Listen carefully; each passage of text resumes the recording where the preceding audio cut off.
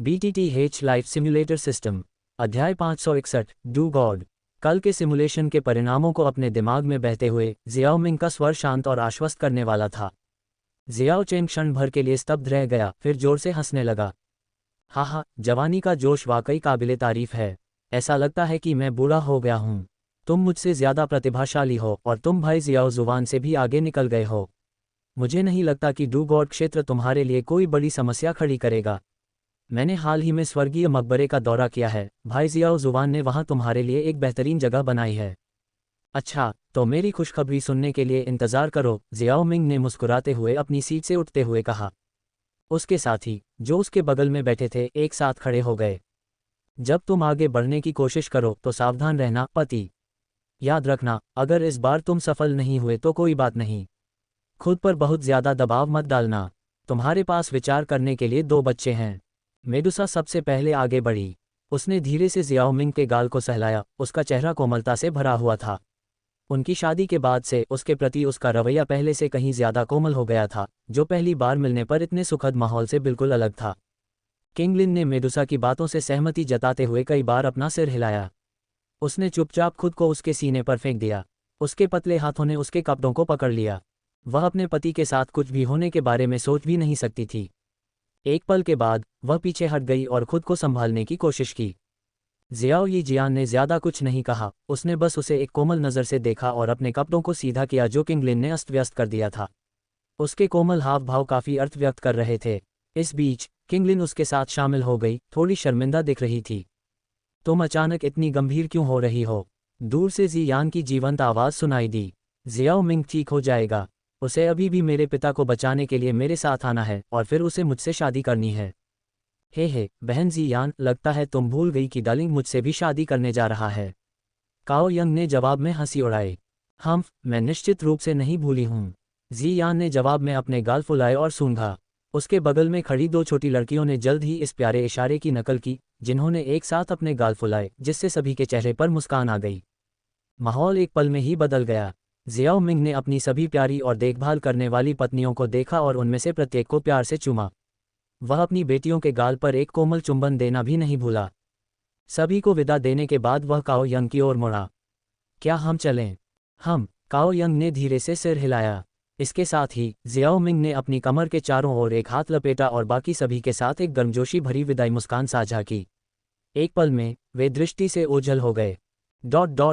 गू दायरे में स्वर्गीय मकबरे के भीतर एक घने कोहरे ने अंतरिक्ष को घेर लिया, जिससे यह एकांत और मौन की भावना से भर गया, जैसे कि ये इस दुनिया में मौजूद एकमात्र तत्व थे।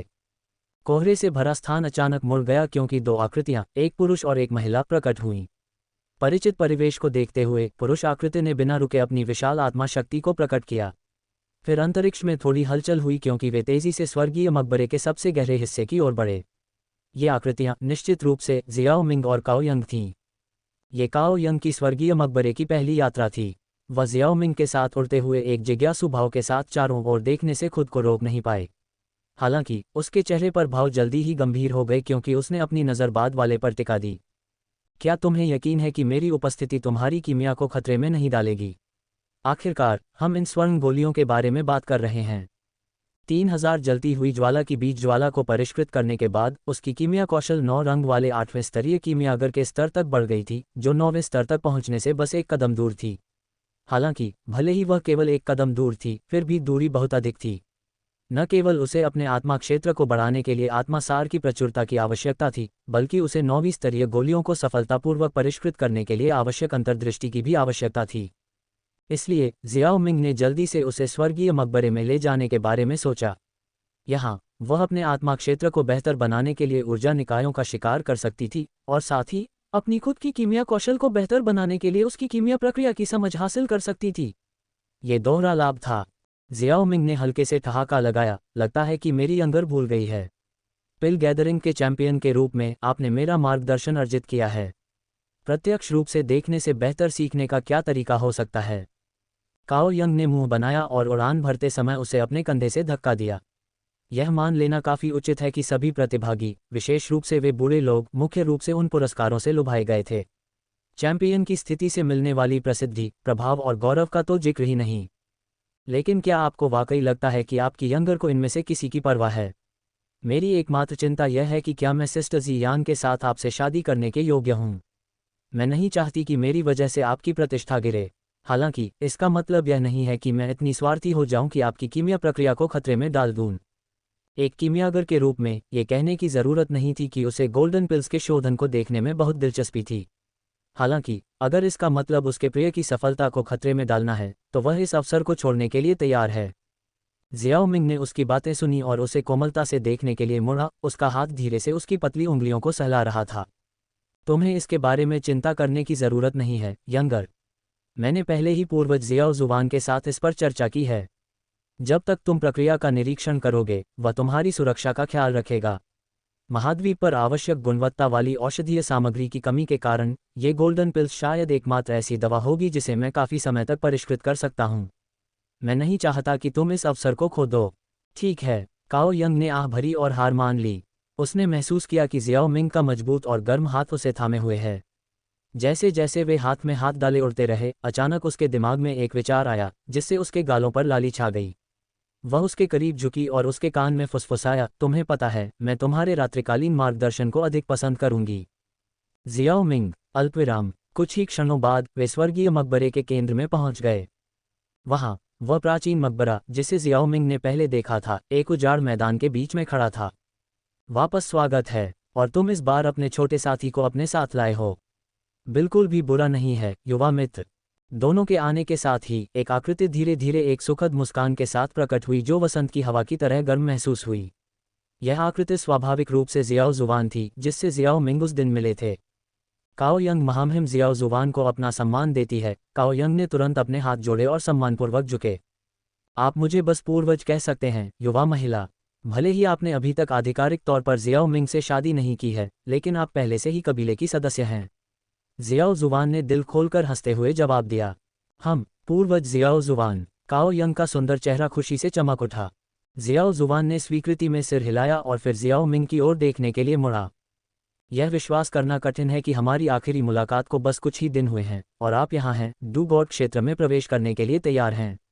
हाँ, हमारे जियाओ कबीले के पुरुष हमेशा असाधारण रहे हैं, डू गॉड। फिर उसने धीरे से इस उपाधि को बुदबुदाया जिसने कभी उसे असीम समर्पण और प्रयास से प्रेरित किया था। डू क्यूई महाद्वीप पर आखिरी डू गॉड के उभरे हुए 10,000 साल हो गए होंगे। मेरे साथ आओ, मैंने तुम्हारे लिए एक जगह तैयार कर दी है। ये कहते हुए जियाओ जुवान एक दूर के स्थान की ओर चल पड़ा। जियाओ मिंग और काओ यंग उसके पीछे पीछे चल रहे थे। अपने गंतव्य पर पहुंचकर उन्होंने खुद को एक प्राचीन संरचना के सामने पाया। ये प्राचीन काल से बची हुई संरचना है। सक्रिय होने पर यह उन्नति की संभावनाओं को काफ़ी हद तक बढ़ा सकती है। मैंने यहाँ अपने डू गॉड ब्रेकर थ्रू का प्रयास किया। दुर्भाग्य से हुन कबीले ने मुझ पर घात लगाकर हमला किया और संरचना को क्षतिग्रस्त कर दिया। हालांकि मैंने पिछले 1000 वर्षों में इसकी मरम्मत की है। मुझे उम्मीद है कि यह आपकी कुछ मदद करेगी। धन्यवाद पूर्वज। इस संरचना के साथ मेरे सफल ब्रेकर थ्रू की संभावनाएं और भी अधिक हैं। कोई धन्यवाद की आवश्यकता नहीं है, जियाओ जुवान ने अपने सिर को धीरे से हिलाते हुए जवाब दिया। अपनी तैयारी यहीं करो, मेरे साथ आओ, युवती। उसकी चिंता मत करो, स्वर्गीय मकबरे के अंदर मेरे मौजूद होने पर कोई भी तुम दोनों को परेशान नहीं कर सकता। इसके बाद जियो जुवान ने निगरानी रखने के लिए पास में ही एक स्थान ले लिया। उसके साथ काओ यंग भी था। इस बीच जियाओ मिंग ने गठन के केंद्र में बस गए 10,000 जानवरों की कड़ाही और औषधीय सामग्री का एक सेट अपने सामने रखा। सफलता का प्रयास करने से पहले गोल्डन पिल्स को परिष्कृत करना शुरू करने का समय आ गया था। अल्पविराम। अगले 6 महीनों के लिए स्वर्गीय मकबरे की गहराई अक्सर औषधीय जड़ी बूटियों की सुगंधित सुगंध से भरी हुई थी। इस सुगंध ने कई डू वेनेरेट और डू सेंट स्तर की आत्मा निकायों का ध्यान आकर्षित किया। हालांकि जैसे ही ये आत्माएं परिधि के पास पहुंची, उनमें से कई को जियाओ जुवान ने तुरंत पकड़ लिया और बाद में काओ यंग की आत्मा के दायरे में सफलता के लिए आत्मा सार के स्रोत के रूप में काम किया। शेष खरगोशों की तुलना में तेजी से भाग गए, ये सुनिश्चित करते हुए कि जियाओ मिंग अप्रभावित रहे। 9वीं स्तरीय गोल्डन पिल ने डीटीए पिल के ठीक नीचे एक शिखर गोली के रूप में अपनी स्थिति को पूरा किया। यह उम्मीदों से कहीं अधिक परिष्कृत करने के लिए एक असाधारण रूप से कठिन गोली साबित हुई। इन गोलियों को परिष्कृत करने में जियाओ मिंग की सफलता दर अन्य गोलियों की तरह उतनी अधिक नहीं थी। सौभाग्य से वह अभी भी उनमें से कुछ को परिष्कृत करने में सक्षम था। गड़गड़ाहट। पिल लाइटनिंग की गड़गड़ाहट के साथ उसने चौथी 9वीं स्तरीय स्वर्ण गोली को सफलतापूर्वक सुरक्षित कर लिया। उसने आकाश से उतरी 9 रहस्यमय स्वर्ण बिजली को निगल लिया। उसका शरीर सुनहरी रोशनी से चमक उठा और एक दबी हुई कराह के साथ उसकी ताकत में काफ़ी वृद्धि हुई। जैसा कि अपेक्षित था, गोल्डन पिल के शोधन के दौरान दिखाई देने वाली 9 रहस्यमय स्वर्ण बिजली ने मेरी ताकत में काफ़ी वृद्धि की है। मैं अब उन्नत 9 सितारा डूसेंट चरण में पहुंच गया हूं। जियाओ मिंग ने अपनी सांस को स्थिर किया और उसके चेहरे पर खुशी का एक निशान दिखाई दिया। फिर उसने अपना मुंह खोला और एक काली लौ छोड़ी। अब सफलता का समय आ गया है। जियाओ मिंग ने 4 गोलियां निकालीं जो सुनहरी रोशनी से चमक रही थीं। वे 9वीं श्रेणी की स्वर्ण गोलियां थीं जिन्हें वह पिछले 6 महीनों से परिश्रमपूर्वक परिष्कृत कर रहा था। उसने अपने होठों को थोड़ा खोला और एक पल के लिए झिझकने के बाद गहरी सांस ली। चारों स्वर्ण गोलियां शून्यता भक्षण ज्वाला के साथ उसके मुंह में उड़ गईं। धमाका! गोलियां और स्वर्गीय ज्वाला के शरीर में प्रवेश करते ही जियाओ मिंग का रंग तुरंत लाल हो गया। एक अविश्वसनीय रूप से शक्तिशाली भयानक ऊर्जा उसके भीतर खतरनाक गति से उमड़ पड़ी। पलक झपकते ही उसकी मेरिडियन सूज गई, जिससे उसके शरीर में दर्द की लहरें उठने लगीं। ऊर्जा के इस उछाल के असहनीय दर्द को सहते हुए उसके रोम छिद्रों से पसीना एक सतत धारा की तरह बह रहा था। उसके हाथ जटिल हाथ मोहरों की एक श्रृंखला बनाने के लिए तेजी से हिल रहे थे। Whoosh whoosh whoosh. स्वर्गीय मकबरे के अंदर दुनिया की प्रचुर ऊर्जा लगातार गठन के केंद्र की ओर बढ़ रही थी, जिसने उसे ऊर्जा की घनी धुंध में ढक दिया। जैसे जैसे क्षण मिनटों में और मिनट घंटों में बदलते गए, इस ऊर्जा कोहरे की सांद्रता बढ़ती गई। यह जियाओ मिंग की आंतरिक ऊर्जा के साथ सामंजस्यपूर्ण रूप से प्रतिध्वनित हुआ। धीरे धीरे उसके चारों ओर ऊर्जा का एक कोकून बना रहा था जो एक फीकी रोशनी से चमक रहा था। तुम ये कर सकते हो मेरे प्रिय। काओ यंग ने मन ही मन उसे प्रोत्साहित किया, क्योंकि वह ये दृश्य देख रही थी। जियाओ जुवान ने कोकून को देखा और मन ही मन सोचा, युवा मित्र, मुझे विश्वास है कि तुम सफल होने जा रहे हो। जियाओ कबीले का भाग्य अब तुम्हारे कंधों पर मजबूती से टिका हुआ है। ... साधना के दौरान समय तेजी से बीत गया। स्वर्गीय मकबरे के भीतर 9 महीने बिना किसी की नज़र में आए बीत गए। स्वर्गीय मकबरे में बिताए गए वे 9 महीने डूक्यूई महाद्वीप पर बिताए गए 1 महीने के बराबर थे। जियाओ मिंग द्वारा गोलियों को परिष्कृत करने में बिताए गए 6 महीनों को मिलाकर बाहरी दुनिया में 2 महीने से थोड़ा ज्यादा समय बीत चुका था। उन 2 महीनों के दौरान स्वर्गीय न्यायालय ने केंद्रीय मैदानों में विस्तार का एक नया दौर शुरू किया। स्वर्गीय न्यायालय ने पहले ही खुद को केंद्रीय मैदानों में प्रमुख गुट के रूप में स्थापित कर लिया था, इसलिए कोई महत्वपूर्ण व्यवधान या विरोध नहीं हुआ। यहाँ तक कि प्राचीन कुलों ने भी क्षेत्रीय विभाजन के मामले में स्वर्गीय न्यायालय को चुनौती देने से परहेज किया। ये घटनाक्रम पूरे मध्य मैदान में गर्मागर्म चर्चाओं का कारण बना। सभी ने समझा कि प्राचीन कुलों की रियायत काफ़ी हद तक जियाओ मिंग की दुर्जय ताकत के कारण थी। हालांकि बाहरी दुनिया ने यह नोटिस करने में विफल रही कि जियाओ मिंग लंबे समय से लोगों की नज़रों से दूर था। जियाओ मिंग ने स्वर्गीय मकबरे में बिताए 9 महीनों के दौरान मेहनत से ऊर्जा को अवशोषित किया और डूगॉड दायरे में प्रवेश करने का प्रयास किया।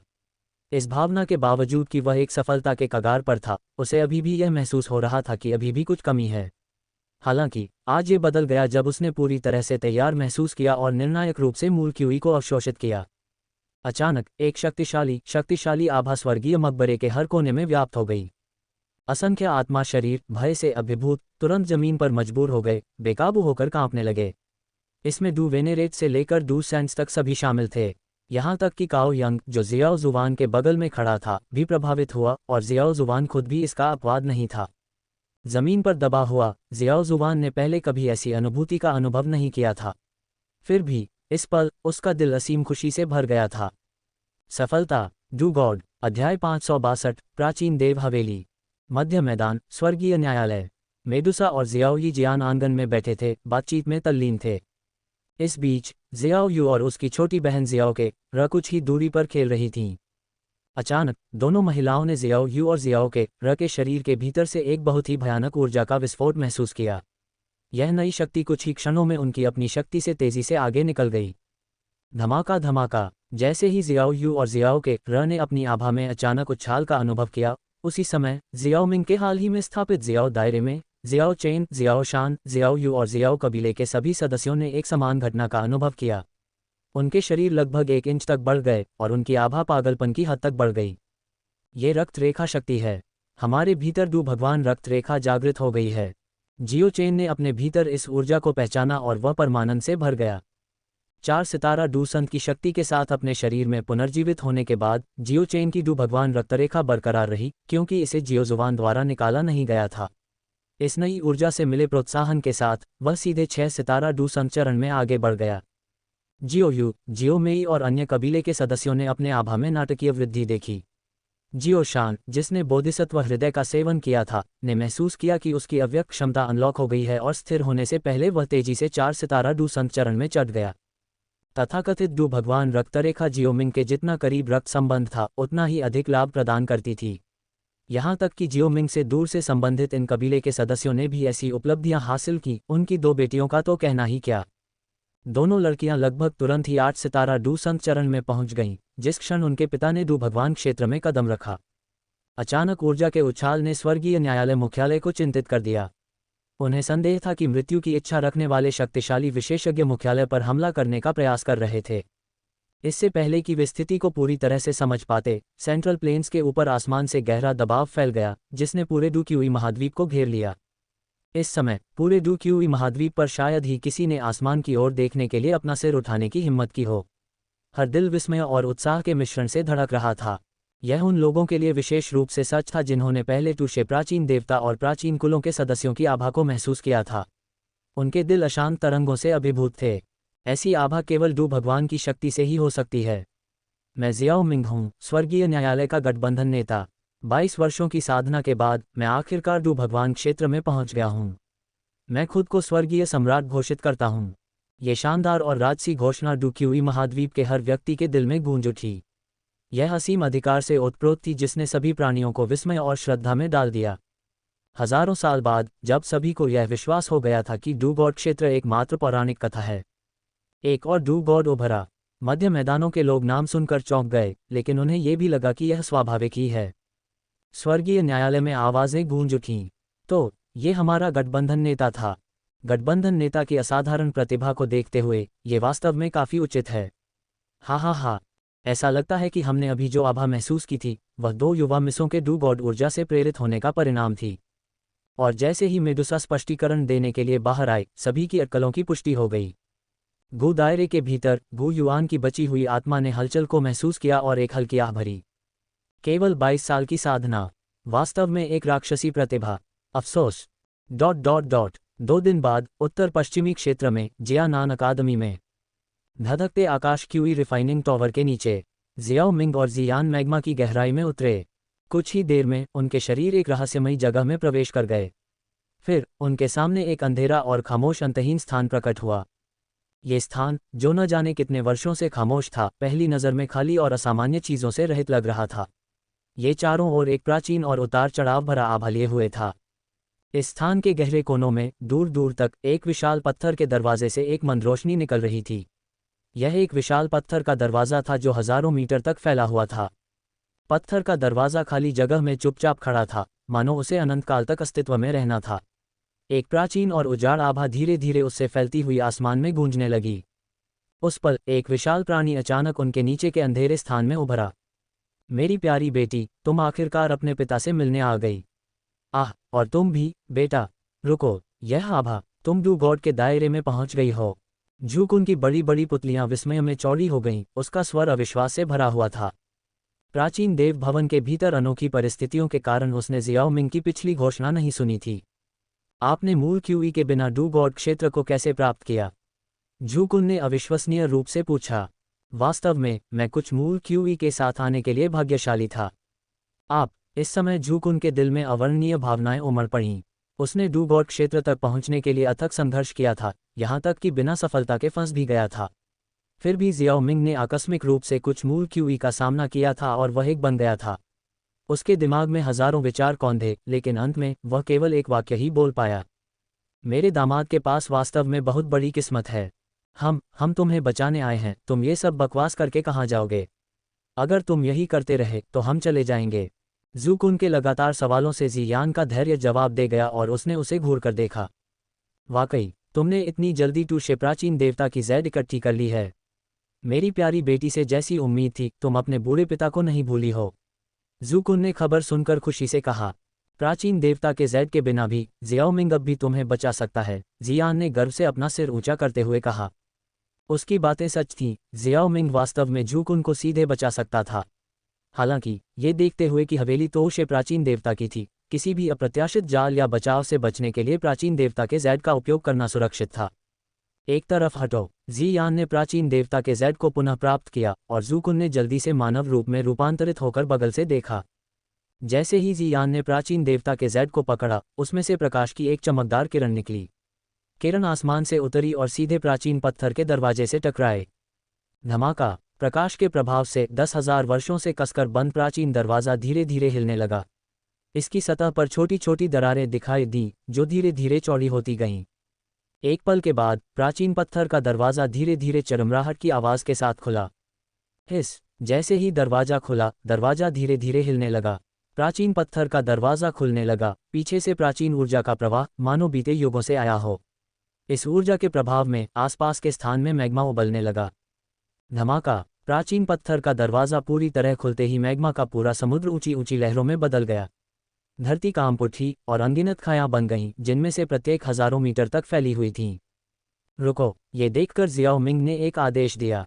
बाहर का स्थान तुरंत जम गया। हम इसे जारी नहीं रहने दे सकते, अन्यथा ब्लैक कॉर्नर क्षेत्र में कोई भी जीवित व्यक्ति नहीं बचेगा। मेरे लिए बहाल करो। जैसे ही उसने बात की, बाहरी दुनिया जल्दी से अपनी पिछली स्थिति में लौट आई। इस दौरान प्राचीन पत्थर के दरवाजे पर अजीब लहरें दिखाई दी। उसके बाद अंतरिक्ष में विकृति आई। विशाल दरवाजे के भीतर एक लगभग पारदर्शी मार्ग बन गया और जूकुन ने महसूस किया कि उस पर लगा प्रतिबंधात्मक बल गायब हो गया है। हा, ये सम्राट हजारों सालों के बाद आखिरकार आज़ाद हो गया है। तूशे प्राचीन देवता, मैं देखना चाहता हूं कि अब तुम मुझे कैसे फंसा सकते हो। दामाद जी, क्यों न हम साथ मिलकर इस प्राचीन देवता के महल की खोज करें।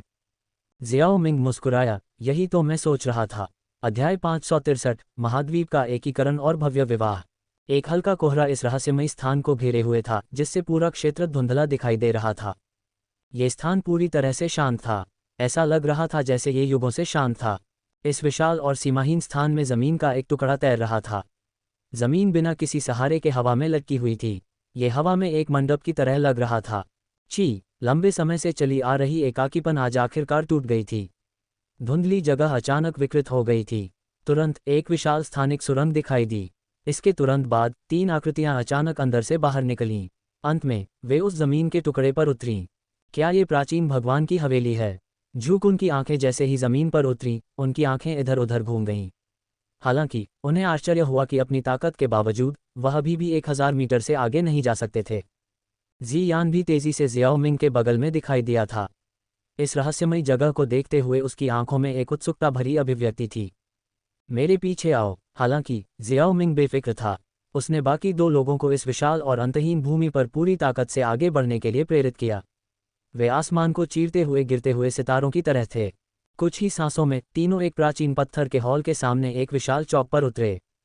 चौक के दोनों ओर कई हजार मीटर बड़े ऊंचे खंभे खड़े थे। उस जगह से एक ऊंचे राजसी आभा की तरह झपट पड़ा। इन पत्थर के खंभों के शीर्ष पर वास्तव में विभिन्न प्रकार की स्वर्गीय ज्वालाएं रखी गई थीं। केवल 2 सबसे अंदर वाले और सबसे बड़े खंभे बिना किसी प्रकार की स्वर्गीय ज्वाला के खड़े थे। इतने सारे विभिन्न प्रकार की स्वर्गीय ज्वालाएं, कितना शानदार संग्रह है। ये स्वर्गीय ज्वाला चौक था। यह एक बार विभिन्न प्रकार की स्वर्गीय ज्वालाओं के लिए एकत्रित होने का स्थान था, जिन्हें प्राचीन देवता तुशे ने पूरे महाद्वीप में एकत्र किया था। हालांकि समय के साथ चौक में उन स्वर्गीय लपटों का मूल सार लगभग पूरी तरह से अपनी ऊर्जा खो चुका था। वर्तमान में वे अपने मूल रूपों के साथ केवल साधारण लपटें थीं। उनमें सच्ची स्वर्गीय लपटों की विशेषता वाली दुनिया को नष्ट करने वाली शक्ति का अभाव था। डीटी अब रून की गोली कहाँ है? जूकुन ने पत्थर के खंभों से अपनी नज़र हटाई और खुद से ही सोचने लगा। स्वर्गीय ज्वाला चौक को कुछ देर तक देखने के बाद जियाओ मिंग ने चौक में पत्थर के हॉल पर अपना ध्यान केंद्रित किया। हॉल घने कोहरे में डूबा हुआ था, जिससे अंदर का नज़ारा देखना असंभव हो गया था। हालांकि जैसे ही उसकी नज़र उस पर पड़ी, कोहरा अपने आप जल गया और जल्दी ही छट गया। कोहरे के गायब होने के साथ ही एक बहुत बड़ी छाया ने अचानक पूरे चौक को घेर लिया। एक 30,000 ऊंची पत्थर की मूर्ति अचानक प्रकट हुई। पत्थर की मूर्ति एक बूढ़े आदमी की तरह लग रही थी। यह आकाश में खड़ी थी और एक अत्यंत शक्तिशाली आभा जो दुनिया पर हावी होती दिख रही थी, उससे बिखरी हुई थी। इस आभा ने साबित कर दिया कि मूर्ति में दर्शाई गई आकृति वास्तव में प्राचीन देव हवेली की मालिक थी, पौराणिक तुशे प्राचीन देवता। पत्थर की मूर्ति के चारों ओर कई प्रकाश समूह नृत्य कर रहे थे। दूर से देखने पर यह अत्यंत चमकदार दिखाई दे रही थी। इन प्रकाश समूहों के भीतर प्राचीन स्क्रॉल थे। इन स्क्रॉल में अत्यंत प्रबल आध्यात्मिकता थी। इस प्रकार की आध्यात्मिकता उच्च त्यान श्रेणी की क्यू विधि या डू कौशल से कम नहीं थी, जो महाद्वीप पर 1000 वर्षों में एक बार भी शायद ही कभी देखने को मिलती हो। ये उच्च त्यानक्यू विधियां और दू तकनीकें मूर्ति के चारों ओर ऐसे तैर रही थीं मानो वे केवल गोभी हों। फिर भी जियाओ मिंग की नज़र इन स्क्रॉल पर पड़ी, जो महाद्वीप पर उथल पुथल मचा सकती थी, बिना किसी विराम या लालसा के। हालांकि प्रभावशाली, वे केवल वर्तमान जियाओ मिंग के लिए ही थे। वह आसानी से ऐसी तकनीकें खुद बना सकता था। अचानक जियाओ मिंग की नज़र एक विशेष स्थान पर टिक गई, और उस क्षण वहां से धीरे धीरे एक कर्कश आवाज़ निकली। बहुत समय हो गया है जब से यह जगह इतनी जीवंत थी। मूर्ति के कंधे पर एक बुजुर्ग व्यक्ति अपनी पीठ के पीछे हाथ रखे खड़ा था। जियाओ मिंग और अन्य लोगों को शांत नज़र से देख रहा था। उसका व्यवहार शांत था, मानो वह स्वयं एक सच्चा डू भगवान हो। तुषी प्राचीन देवता, आप मरे नहीं हैं, झूकुन ने चौंक कर कहा, जब उसकी नज़र साधारण वस्त्र पहने हुए व्यक्ति पर पड़ी। बाद वाले की शक्ल बिल्कुल उस पत्थर की मूर्ति जैसी ही थी। इसके अलावा अनोखे चमकीले लंबे बाल कुछ ऐसे थे जिन्हें कोई भी दोहरा नहीं सकता था। वह तो उसे प्राचीन देवता नहीं है, वह तो द्वितीय भ्रूणगोली है। झूकुन और जियान दोनों ही जियाओ मिंग की बातें सुनकर चौंक गए। फिर उनकी आंखों में एक अजीब सी चमक आ गई, क्योंकि उनकी नज़र धीरे धीरे बूढ़े व्यक्ति पर केंद्रित हो गई। पत्थर की मूर्ति पर बैठा बूढ़ा व्यक्ति भी चौंक गया और जियाओ मिंग को गौर से देखने लगा। जल्द ही उसने कुछ गड़बड़ महसूस की और उसके चेहरे पर भय का भाव आ गया। असंभव, तुम वास्तव में एक डू भगवान हो। द्वितीय भ्रूणगोली का चेहरा बेहद बदसूरत था। वह जियाओ मिंग की प्रतिक्रिया की प्रतीक्षा किए बिना अचानक बाहर निकल गया। उसकी भारी डुक्यू फैल गई। अंत में यह एक ज्वार में बदल गया और जियाओ मिंग की ओर बेरहमी से टूट पड़ा। फिर बिना किसी हिचकिचाहट के वह भागने की कोशिश में आसमान में उड़ गया। सावधान, वह भाग रहा है। झूकुन उत्तेजित हो गया। तुच्छ चालें। हालांकि जियाओ मिंग ने हल्के से ठहाका लगाया। अपनी उंगली के एक झटके से ऊर्जा की आने वाली ज्वारीय लहर तुरंत अलग हो गई। फिर अपने हाथ के एक और झटके से द्वितीय भ्रूणगोली, जो पहले से ही कुछ दूरी पर उड़ गई थी, ने अचानक महसूस किया कि उसका पूरा शरीर पूरी तरह से स्थिर हो गया है। अपनी डुक्यूई का थोड़ा सा भी उपयोग करने में असमर्थ, वह एक सफ़ेद रोशनी में बदल गया जो पीछे की ओर उड़ गई, अंततः जियाओ मिंग और अन्य लोगों के सामने मंडरा रही थी। हाँ, तुमने उसे पकड़ लिया। एक डू भगवान वास्तव में दुर्जेय है, झूकुन ने आश्चर्य और खुशी के साथ कहा, क्योंकि उसने उनके सामने द्वितीय भ्रूणगोली को देखा। द्वितीय भ्रूणगोली के पहले हमले से वह उसकी दुर्जेय ताकत को महसूस कर सकता था। ये संभवतः हाफ डू गॉड स्टेज पर था। फिर भी ऐसी शक्ति जियाओ मिंग, एक सच्चे डू गॉड के सामने एक भी कदम नहीं टिक सकती थी। ये सोचते हुए झूकुन की आंखें द्वितीय भ्रूणगोली को देखते समय उत्साह से भर गईं। द्वितीय एम्ब्रियोनिक पिल की निकटता के कारण एक समृद्ध औषधीय सुगंध हवा में भर गई, जो तीनों के नथुनों को बुदबुदा रही थी। जियान की पुरानी आदत तुरंत सक्रिय हो गई। जियाओ मिंग, इस बूढ़े आदमी की खुशबू बहुत अच्छी है, जैसे खाने के लिए कुछ स्वादिष्ट हो। द्वितीय एम्ब्रियोनिक पिल ने ये शब्द स्पष्ट रूप से सुने और डर से कांप उठा। उसने हताश होकर विनती की, मैंने पहले जल्दबाजी में काम किया और महामहिम को नाराज कर दिया। मैं सम्राट से अपने पापों को क्षमा करने और मेरी जान बख्शने की विनती करता हूँ। ओह, सम्राट की गरिमा का अपमान नहीं किया जाना चाहिए। मैं आपको क्यों छोड़ूं? जियाओ मिंग ने दिलचस्पी से पूछा। अब जब आप डू गॉड क्षेत्र में पहुंच गए हैं, तो मैं आपके लिए बहुत कम उपयोगी हूं। मैं अपने पिछले अपराध का प्रायश्चित करने के लिए आपकी गोली का गुलाम बनने को तैयार हूं। जियाओ मिंग विचार कर रहा था, जबकि झूकुन ने बगल से सुझाव दिया, मेरे दामाद, ये गोली तुम्हारे किसी काम की नहीं है।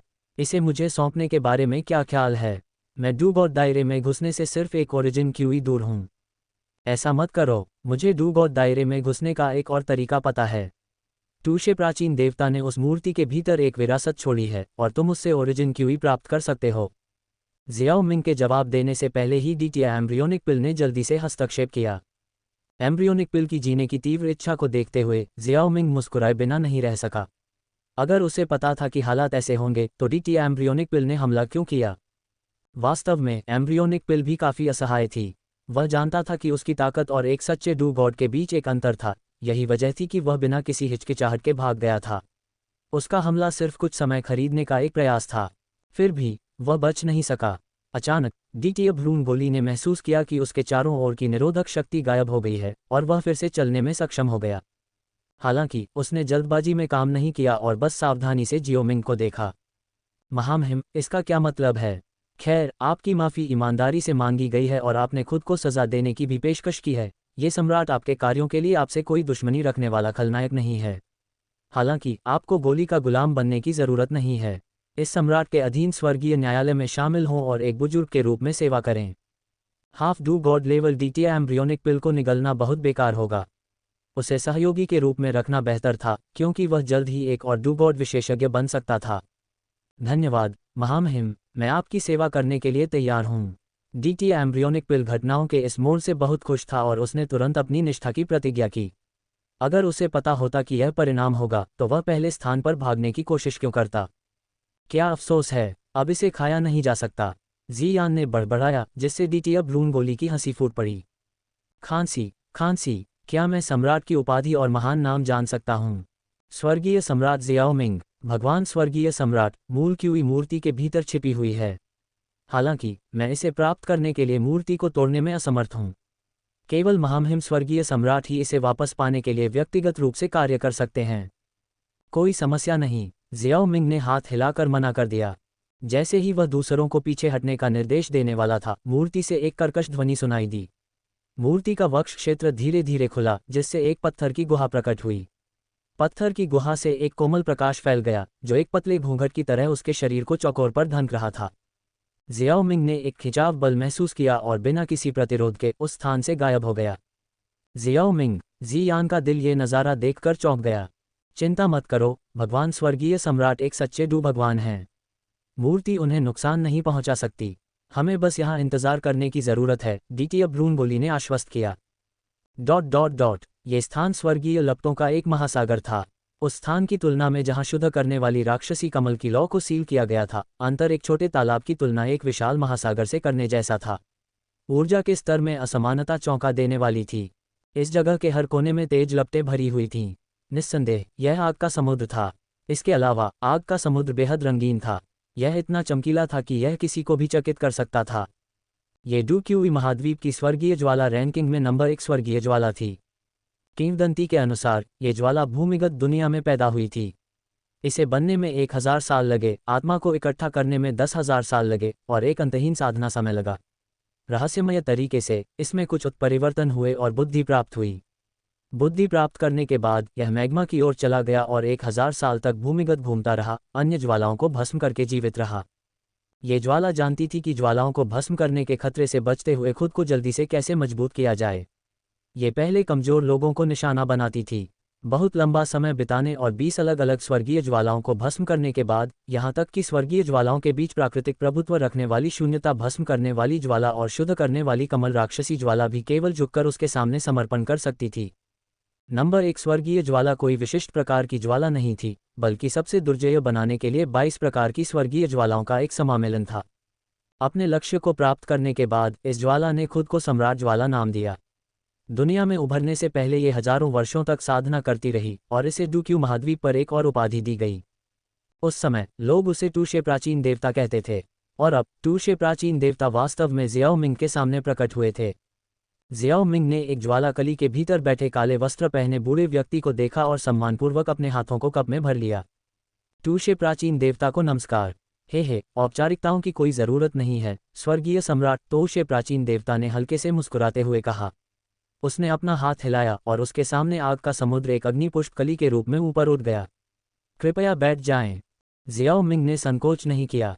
एक पल में वह ज्वाला कली पर बैठ गया। ये बिल्कुल अप्रत्याशित है कि डू क्यूई महाद्वीप पर एक नया डू भगवान प्रकट हुआ है, टोशे प्राचीन भगवान ने जियाओ मिंग को मुस्कुराते हुए देखते हुए कहा। ऐसा लगता है कि टोशे प्राचीन भगवान को डू क्यूई महाद्वीप में मूल क्यूई के पतन के बारे में पता है। हाँ, मुझे मूल क्यूई के सिर्फ 3 हिस्से इकट्ठा करने के लिए भूमिगत भटकने में अनगिनत साल लग गए। ड भगवान बनने के बाद मुझे और नहीं मिल पाया। मैंने अपनी सफलता के लिए एक हिस्से का इस्तेमाल किया। जहाँ तक बाकी 2 की बात है, तो शायद आपको पता हो कि वे कहाँ हैं।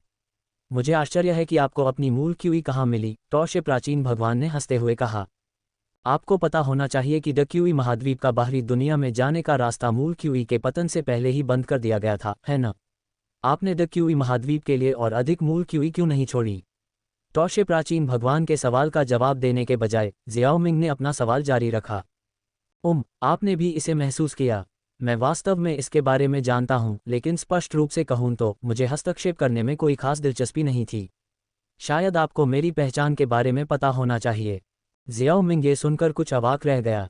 इसलिए टूशे प्राचीन देवता, जो खुद को एक स्वर्गीय ज्वाला मानता था, ने महसूस किया कि डूक्यूई महाद्वीप पर दूसरों के जीवन और मृत्यु का उससे कोई लेना देना नहीं था, इसलिए उसने हस्तक्षेप न करने का फैसला किया। यह एक आत्म-केंद्रित रवैया था। आखिरकार टूशे प्राचीन देवता के लिए डूक्यूई महाद्वीप छोड़ने से पहले सील तोड़ना मुश्किल नहीं होता। अपना सिर हिलाते हुए जियाओमिंग ने इस पर ध्यान न देने का फैसला किया और सीधे मुद्दे पर आ गया। आपको समझना चाहिए कि मैं यहाँ क्यों हूँ, है न? बेशक, अन्यथा मैं आपको स्वेच्छा से यहाँ नहीं आने देता। आप मूल क्यूई प्राप्त कर सकते हैं, लेकिन मेरी विरासत के लिए उत्तराधिकारी की आवश्यकता है।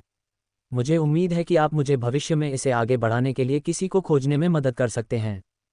सहमत।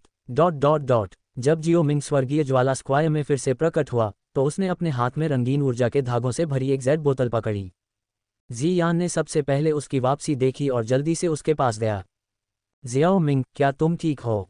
उसने अपनी आवाज़ में चिंता के भाव के साथ पूछा। मैं ठीक हूँ, जियाओमिंग ने उसके सिर पर एक कोमल थपकी के साथ उसे आश्वस्त किया। फिर उसने झुकन को ओरिजिन क्यूई की बोतल थमा दी। ससुर जी, यह ओरिजिन क्यूई मेरी सगाई का उपहार है।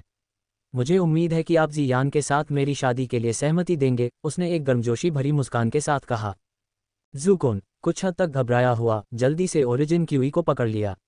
उसके शब्दों पर आश्चर्य के एक पल के बाद वह जियान को देखने के लिए मुड़ा, जो शर्माने लगा था और खुद को रोक नहीं सका और जोर से हंस पड़ा। हा, बढ़िया, मैं सहमत हूँ। चलो एक अच्छा दिन चुनें और एक भव्य उत्सव मनाएं। लेकिन मैं आपको बता दूं, मेरी बेटी के साथ बुरा व्यवहार करने की हिम्मत मत करना, या फिर जब मैं डू गॉड दायरे में पहुंच जाऊंगी तो तुम्हें मुझे जवाब देना पड़ेगा। तुम मेरा वादा पूरा करो। मैं कभी भी जियान के साथ बुरा व्यवहार नहीं करूंगी। जियाओमिंग ने कसम खाई। जब जियान उसकी छाती से चिपकी हुई थी, उसकी बड़ी आंखें खुशी से चमक रही थीं। 3 महीने बाद पूरे महाद्वीप में सनसनी फैलाने वाली एक महत्वपूर्ण घटना सेलेस्टियल कोर्ट के शानदार हॉल में हुई। यह एक साधारण अवसर से बहुत दूर था। ये स्वर्गीय सम्राट जियाओमिंग की भव्य शादी का प्रतीक था, जो हजारों वर्षों में उभरने वाले पहले डू गॉड थे। माहौल भव्यता और आकर्षण से भरा हुआ था। अपने सबसे शानदार वस्त्र पहने जियाओमिंग परिष्कृत लालित्य की भावना को प्रकट कर रहे थे। उनकी गहरी काली आंखें उनकी दो खूबसूरत दुल्हनों पर कोमलता से टिकी हुई थीं, जो समान रूप से शानदार अंदाज में उनके बगल में खड़ी थीं। दुल्हनें इकट्ठे हुए मेहमानों के बीच जानी मानी हस्तियां थीं। प्राचीन शून्य ड्रैगन जनजाति के दुर्जय वर्तमान ड्रैगन सम्राट जियान एक गरिमापूर्ण वातावरण के साथ खड़े थे। फिर भी एक हल्की मुस्कान जो थोड़ी भी फीकी नहीं पड़ी थी, उसके प्यारे चेहरे पर छाई हुई थी। उसके बगल में खड़े पिलटॉवर के हाल ही में नियुक्त हेडमास्टर काओयंग एक शांत लेकिन आकर्षक आभा बिखेर रहे थे। स्वर्गीय सम्राट और पिलटॉवर पूर्वज के साथ वह पूरे महाद्वीप में केवल 3 नौवीं स्तरीय कीमियागरों में से एक थी। दोनों दुल्हनें लाल रंग के खूबसूरत क्यूपाउज में सजी हुई थीं। उन्हें उनकी अनोखी और मनमोहक सुंदरता को प्रदर्शित करने के लिए सावधानी से चुना गया था। वहां खड़े होने पर वे एक अलौकिक आकर्षण बिखेरती हुई प्रतीत हो रही थीं, जिसने सभी को मंत्रमुग्ध कर दिया। जियोमिंग के बगल में एक अभिभावक की तरह खड़े एल्डहुओ अपार गर्व से भरे हुए थे। उन्होंने कभी नहीं सोचा था कि कई साल पहले उन्होंने जो पहला और एकमात्र शिष्य बनाया था, वह महाद्वीप का सबसे बड़ा विशेषज्ञ बन जाएगा। महाद्वीप भर से प्रमुख गुटों के नेता अपनी हार्दिक बधाई देने के लिए स्वर्गीय न्यायालय में एकत्र हुए थे। विवाह समारोह अपने आप में एक भव्यता के साथ आगे बढ़ा, जिसे इतिहास के पन्नों में दर्ज किया जाना तय था। भोज के दौरान स्वर्गीय सम्राट ने एक महत्वपूर्ण घोषणा की। उन्होंने डूक्यूई महाद्वीप की बेहतरी के लिए दुष्ट गुटों के खिलाफ एक दृढ़ रुख की घोषणा की। फिर घोषणा की कि पूरा महाद्वीप अब स्वर्गीय न्यायालय के अधिकार क्षेत्र में आएगा। इसके अलावा उन्होंने बाहरी दुनिया के लिए बंद रास्ते को खोलने के अपने इरादे की घोषणा की। इससे भावी पीढ़ियों के लिए डू गॉड क्षेत्र में प्रवेश करना संभव हो जाएगा। इस घोषणा को उपस्थित अतिथियों से व्यापक समर्थन और उत्साह मिला। इसके बाद के समय में स्वर्गीय न्यायालय के व्यवस्थित शासन के तहत डूक्यूई महाद्वीप ने धीरे धीरे उस समृद्धि को पुनः प्राप्त करना शुरू कर दिया, जिसे वह प्राचीन काल में जानता था। अध्याय 564 5 डू देवता। 5 साल बाद सेंट्रल प्लेन्स। स्वर्गीय न्यायालय द्वारा पूरे महाद्वीप पर अपने अधिकार क्षेत्र की घोषणा करने के बाद सेंट्रल प्लेन्स ने समृद्धि में अभूतपूर्व वृद्धि का अनुभव किया। कई संप्रदाय और गुट स्वर्गीय न्यायालय में शामिल हो गए। परिणामस्वरूप यह क्षेत्र पहले की तरह फला फूला। इस दौरान संक्रमण पूरी तरह से सहज नहीं था। हर कोई स्वर्गीय न्यायालय द्वारा स्थापित व्यवस्था से सहमत नहीं था, खासकर वे दुष्ट गुट जो इसके कठोर दमन के लक्ष्य थे। हालांकि स्वर्गीय न्यायालय के कई शक्तिशाली समर्थकों और जियाओमिंग के समर्थन के साथ कोई भी गुट, चाहे वह कितना भी भयावह या शक्तिशाली क्यों न हो, कोई महत्वपूर्ण परेशानी नहीं खड़ी कर सकता था। बेशक स्वर्गीय न्यायालय की अखंडता को बनाए रखने के लिए जियाओमिंग ने बोधिसत्व प्राचीन वृक्ष के 100 जन्मों के पुनर्जन्म की विशेषताओं से प्रेरित होकर लाल धूल प्रश्न हृदय के रूप में जाना जाने वाला एक मूल्यांकन भ्रम बनाया। इस परीक्षण ने सीधे तौर पर स्वर्गीय न्यायालय की सत्ता संरचनाओं से अशुद्ध इरादों वाले लोगों को बाहर निकाल दिया। साथ ही स्वर्गीय न्यायालय ने डुक्यूई महाद्वीप में वर्महोल खोलने के लिए डू वेनेरेट विशेषज्ञों को तैनात किया। इससे विभिन्न क्षेत्रों के बीच निकट संचार और बातचीत की सुविधा मिली। इन उपायों के अलावा जियाओमिंग ने कई पहलों को लागू किया जिसने उसे कुछ समय के लिए व्यस्त रखा। हालांकि एक बार जब ढांचा सफलतापूर्वक स्थापित हो गया और स्वर्गीय न्यायालय स्वस्थ विकास के मार्ग पर था, तो जियाओमिंग ने अपने परिवार के साथ अधिक समय बिताने के लिए दिन प्रतिदिन के मामलों के प्रबंधन से पीछे हट गए। स्वर्गीय क्षेत्र, ये स्वर्गीय न्यायालय द्वारा बनाई गई एक नई बनाई गई छोटी दुनिया थी। यहाँ की प्राकृतिक ऊर्जा समृद्ध और सघन थी, जबकि बाहरी दुनिया में दुर्लभ कीमती सामग्री हर जगह आसानी से मिल सकती थी। स्वर्गीय क्षेत्र के मध्य क्षेत्र में एक असाधारण रूप से ऊंचा पर्वत खड़ा था। ऐसा लग रहा था कि इसके शिखर पर एक विशेष ऊर्जा अवरोध था। कोई भी, चाहे उसकी ताकत कितनी भी हो, इस अवरोध को जबरन नहीं तोड़ सकता था। स्वर्गीय क्षेत्र में रहने वाले स्वर्गीय न्यायालय के सभी उच्च पदस्थ सदस्य जानते थे कि यह स्थान स्वर्गीय सम्राट जियाओमिंग के कार्यालय के रूप में कार्य करता था, इसलिए यह सामान्य व्यक्तियों के लिए वर्जित स्थान था। उस राजसी शिखर के शीर्ष पर एक भव्य हवेली खड़ी थी। इस हवेली के भीतर सफ़ेद वस्त्र पहने एक व्यक्ति अपने हाथों को पीठ के पीछे करके खड़ा था, अंतरिक्ष के अंतहीन विस्तार को देख रहा था। हालांकि उसके चारों ओर कोई दृश्य ऊर्जा उतार चढ़ाव नहीं था, लेकिन उसकी छाया के नीचे यहाँ तक कि आकाश और पृथ्वी भी उसकी तुलना में फीके लग रहे थे। सफ़ेद वस्त्र पहने हुए व्यक्ति के पीछे अचानक बैंगनी रंग के कपड़े पहने एक सुंदर व्यक्ति दिखाई दिया। उसने मीठी मुस्कान के साथ पूछा, पिता और वरिष्ठ जियाओ जुवान जल्द ही आने वाले हैं, है न? महम, सफ़ेद वस्त्र पहने हुए व्यक्ति ने मुड़कर देखा। उसके चेहरे पर हल्की मुस्कान आ गई जब उसने अपने बगल में खड़ी प्यारी आकृति को देखा। क्या तुम सफल हुए? अन्ना, आपने मेरे लिए जो गोलियां परिष्कृत की हैं, उनके लिए धन्यवाद जियाओमिंग। अन्यथा ये काफ़ी चुनौतीपूर्ण होता। जी यान ने अपना नाजुक हाथ उठाने से पहले धीरे से सिर हिलाया, जिससे आंगन में जीवन शक्ति से भरपूर फूलों की भरमार हो गई। इस तरह का उतार चढ़ाव स्पष्ट रूप से किसी भी शीर्ष डूसेंट विशेषज्ञ की क्षमता से परे था। जियाओमिंग ने जवाब में धीरे से हंसी। सुप्रीम ड्रैगन फीनिक्स की क्षमता वास्तव में बहुत बड़ी है और इसे कम करके नहीं आंका जाना चाहिए। उन गोलियों के बिना भी आप कुछ वर्षों के भीतर स्वाभाविक रूप से डू गॉड दायरे में पहुंच सकते थे। भव्य विवाह के बाद झूकुन ने तुरंत उस मूल क्यूई के साथ एकांत में प्रवेश किया जो जियाओमिंग ने उसे उपहार में दिया था। 1 साल बाद उसने सफलतापूर्वक एक सफलता हासिल की और डू गॉड दायरे में पहुंच गया। उसी अवधि के दौरान जियान, जो पहले से ही एक उच्च साधना स्तर रखता था, उन्नत 9 सितारा डूसेंट चरण में भी पहुंच गया। जियाओमिंग द्वारा बाहरी दुनिया के लिए डू क्यूई महाद्वीप के मार्ग पर सील तोड़ने के बाद मूल क्यूई की आपूर्ति प्रचुर हो गई। जियान, जिसके पास सर्वोच्च ड्रैगन फीनिक्स रक्तरेखा थी, ने पिछले कुछ वर्षों में डू भगवान के दायरे में आगे बढ़ना अपेक्षाकृत आसान पाया। ये ध्यान देने योग्य था कि ड्रैगन फीनिक्स को महान हजार दुनिया में नंबर 1 दिव्य जानवर के रूप में स्थान दिया गया था। हालांकि ऐसे जन्म अत्यंत दुर्लभ थे। ग्रेट थाउजेंड वर्ल्ड ने हजारों सालों से ड्रैगन फीनिक्स नहीं देखा था। डू क्यूई महाद्वीप को एक के जन्म का गवाह बनने का अनोखा सौभाग्य मिला। जियाओमिंग की पत्नियों में जियान निस्संदेह सबसे अधिक प्रतिभाशाली थी। हा, मेरी प्यारी बेटी की क्षमता का उल्लेख करने की आवश्यकता नहीं है। ये तुम्हारे लिए एक वरदान है बच्ची। अब तुम दोनों जल्दी करो और मुझे एक पोता दो जिस पर मैं प्यार लुटा सकूं, और उस असाधारण प्रतिभा को जारी रखो। जैसे ही जियाओमिंग ने बोलना समाप्त किया, आकाश में अचानक अंतरिक्ष मुड़ गया और उसमें से 3 आकृतियां उभरीं। वे ज़ूकुन, जियाओ जुवान और डीटीएब रून गोली थीं। जियाओमिंग ने डू गॉड क्षेत्र में प्रवेश करने के बाद वह डीटीएब पुनरुत्थान गोली के लिए अंतिम घटक इकट्ठा करने में कामयाब रहा और इसे सफलतापूर्वक परिष्कृत किया। इसने जियाओ जुवान को अपनी पूरी महिमा में पुनर्जीवित होने की अनुमति दी। एक बार पहले ही डू गॉड क्षेत्र में प्रवेश करने का प्रयास कर चुका था और अब उसके पास ओरिजिन क्यूई है, इसलिए जियाओ जुवान ने स्वाभाविक रूप से फिर से सफलता का प्रयास करने का फैसला किया।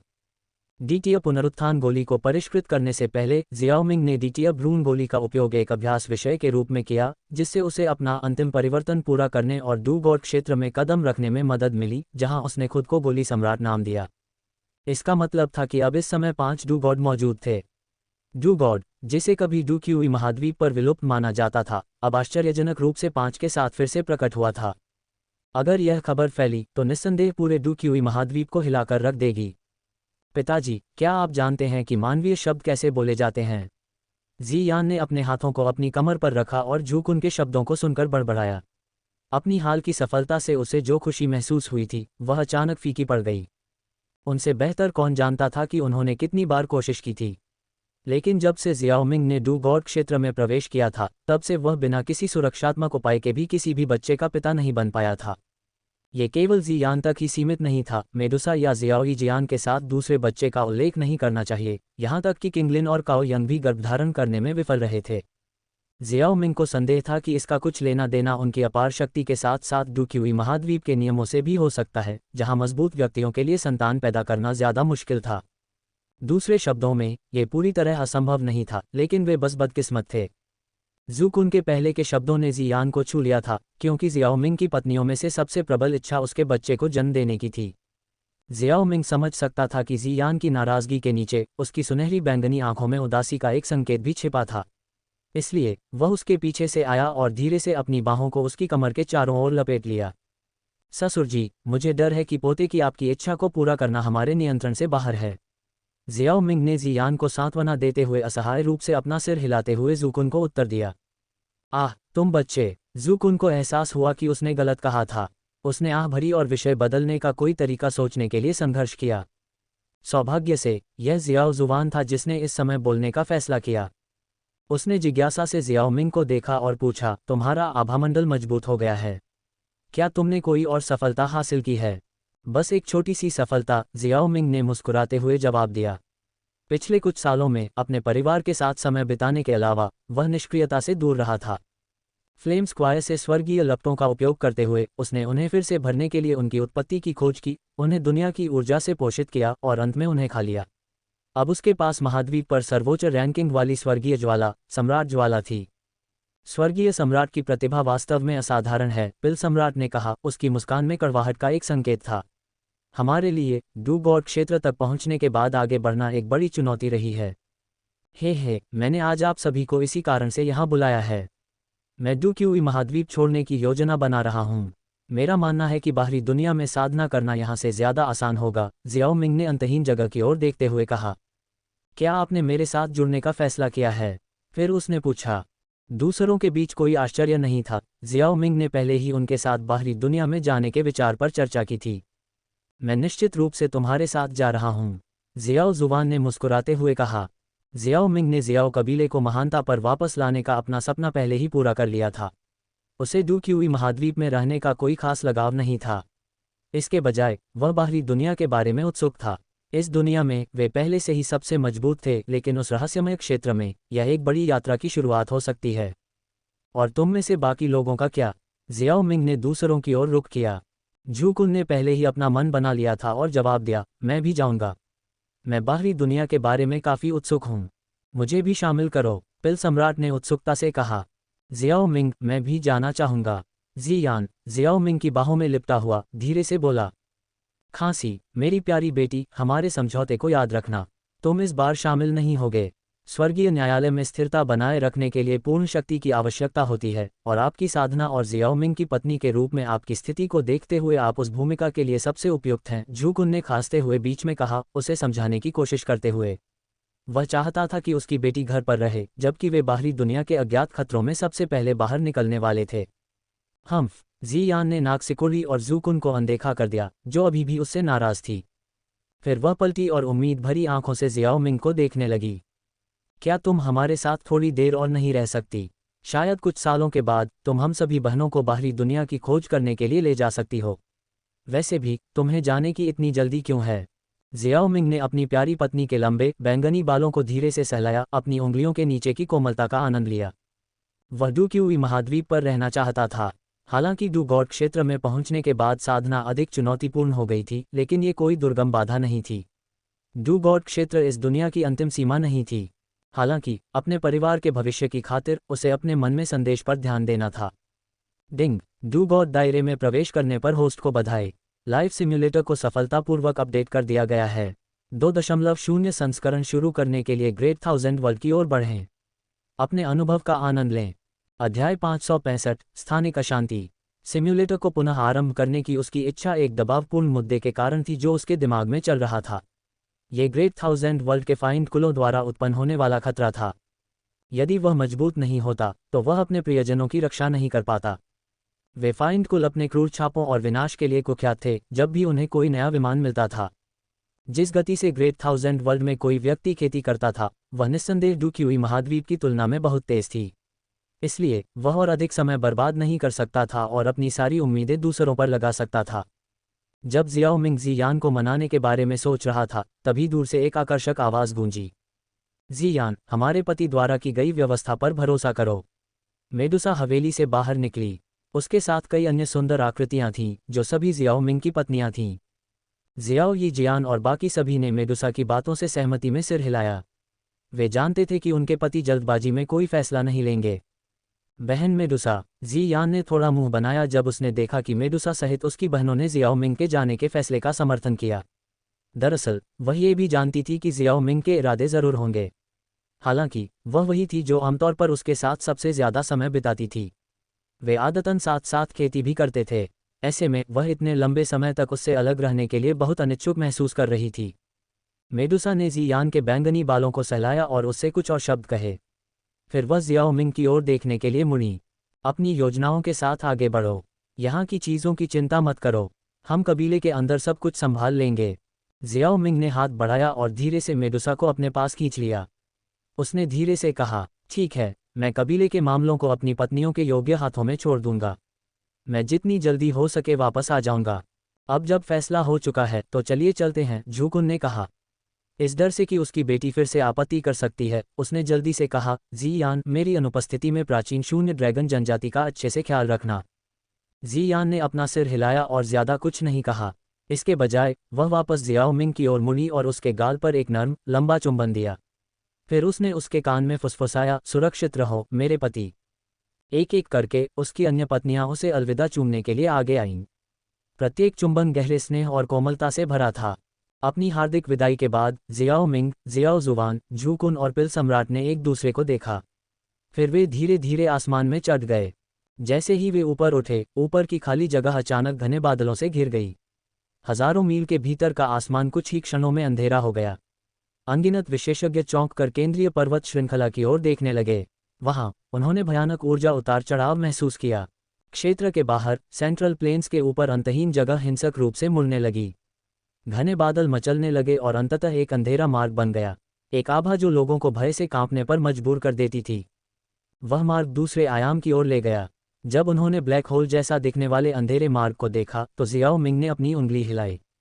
प्रकाश की 3 किरणें जियाओ जुवान, झूकुन और पिल सम्राट के हाथों में चली गईं। इन आत्मा जेड को एक दूसरे के साथ एक्सचेंज करें और उन पर अपनी आत्मा की छाप छोड़ें। इस तरह अगर कुछ अप्रत्याशित होता है तो हम एक दूसरे के जीवन और मृत्यु की स्थितियों से अवगत हो सकते हैं। जियाओ मिंग की अभिव्यक्ति बोलते समय काफी गंभीर थी, यहाँ तक कि उसके जैसे शक्तिशाली व्यक्ति को भी डूक्यूई महाद्वीप से परे संभावित खतरों के बारे में सतर्क रहने की आवश्यकता महसूस हुई। मेरे करीब रहो और जब हम मार्ग में प्रवेश करते हैं तो अलग मत हो जाना। जियाओ मिंग ने ये अंतिम निर्देश देने के बाद एक गहरी सांस ली। बिना किसी और हलचल के वह सफ़ेद रोशनी की एक लकीर में बदल गया और बिजली की तरह गति से अंधेरे मार्ग की ओर बढ़ गया। जियाओ जुवान, झूकुन और पिल सम्राट ने अपने दांत पीस लिए और पीछे पीछे चले। कई जोड़ी आंखें देख रही थीं कि कैसे ये प्रकाश की धारियां शूटिंग स्टार की तरह आकाश को पार कर रही थीं। कुछ लोग जियाओ मिंग और उसके साथियों के इरादों को समझते थे और महाद्वीप भर में एक साथ घुटने टेकने लगे। सुरक्षित यात्रा, स्वर्गीय सम्राट। अलविदा, गठबंधन नेता। ये भव्य गूंजती हुई आवाजें पूरे डूक्यूई महाद्वीप से उठीं और एक शक्तिशाली कोरस में विलीन हो गईं जो आकाश तक पहुंच गईं और लंबे समय तक दुनिया में बनी रहीं। आह छोटे दोस्त, बाहर की दुनिया अजूबों से भरी है, लेकिन मेरा मानना है कि तुम वहां अपना रास्ता खुद बना सकते हो। आखिरकार आपने वह हासिल किया जो डूक्यूई महाद्वीप पर 10,000 सालों में कोई नहीं कर सका। एल्दहो, जो हाल ही में डूसेंट क्षेत्र में आगे बढ़ा था, ने उनके प्रस्थान करने वाले आकृतियों को देखते हुए धीरे से सोचा। ग्रेट थाउजेंड वर्ल्ड एक विशाल और असीम ऊपरी विमान था। अनगिनत कबीले और जातियां वहां परस्पर क्रिया करती थीं, जो कई दुनियाओं से जुड़ी हुई थीं। यह ऊपरी विमान अनगिनत निचले विमानों पर रहता था और इन निचले विमानों में से एक से ग्रेट थाउजेंड वर्ल्ड तक यात्रा करने के लिए कई अन्य विमानों से गुजरना अपरिहार्य था। अंतहीन अराजकता में प्रकाश की कई धारियां चमक उठीं। उन्होंने बिना रुके विभिन्न विमानों का प्रतिनिधित्व करने वाले कई सितारों को पार किया। ऐसा प्रतीत होता है कि वे किसी चीज की तलाश में थे। प्रकाश की इन लकीरों का नेतृत्व जियाओ मिंग कर रहे थे, जिन्होंने कुछ समय पहले डूक्यूई महाद्वीप छोड़ दिया था। समूह के बाकी लोग स्वाभाविक रूप से जू कुन और अन्य लोगों से बने थे। जियाओ मिंग, मुझे उम्मीद नहीं थी कि यहाँ इतने सारे विमान होंगे, लेकिन दुख की बात है कि कोई भी नहीं था उनमें से वही है जिनकी हम तलाश कर रहे हैं।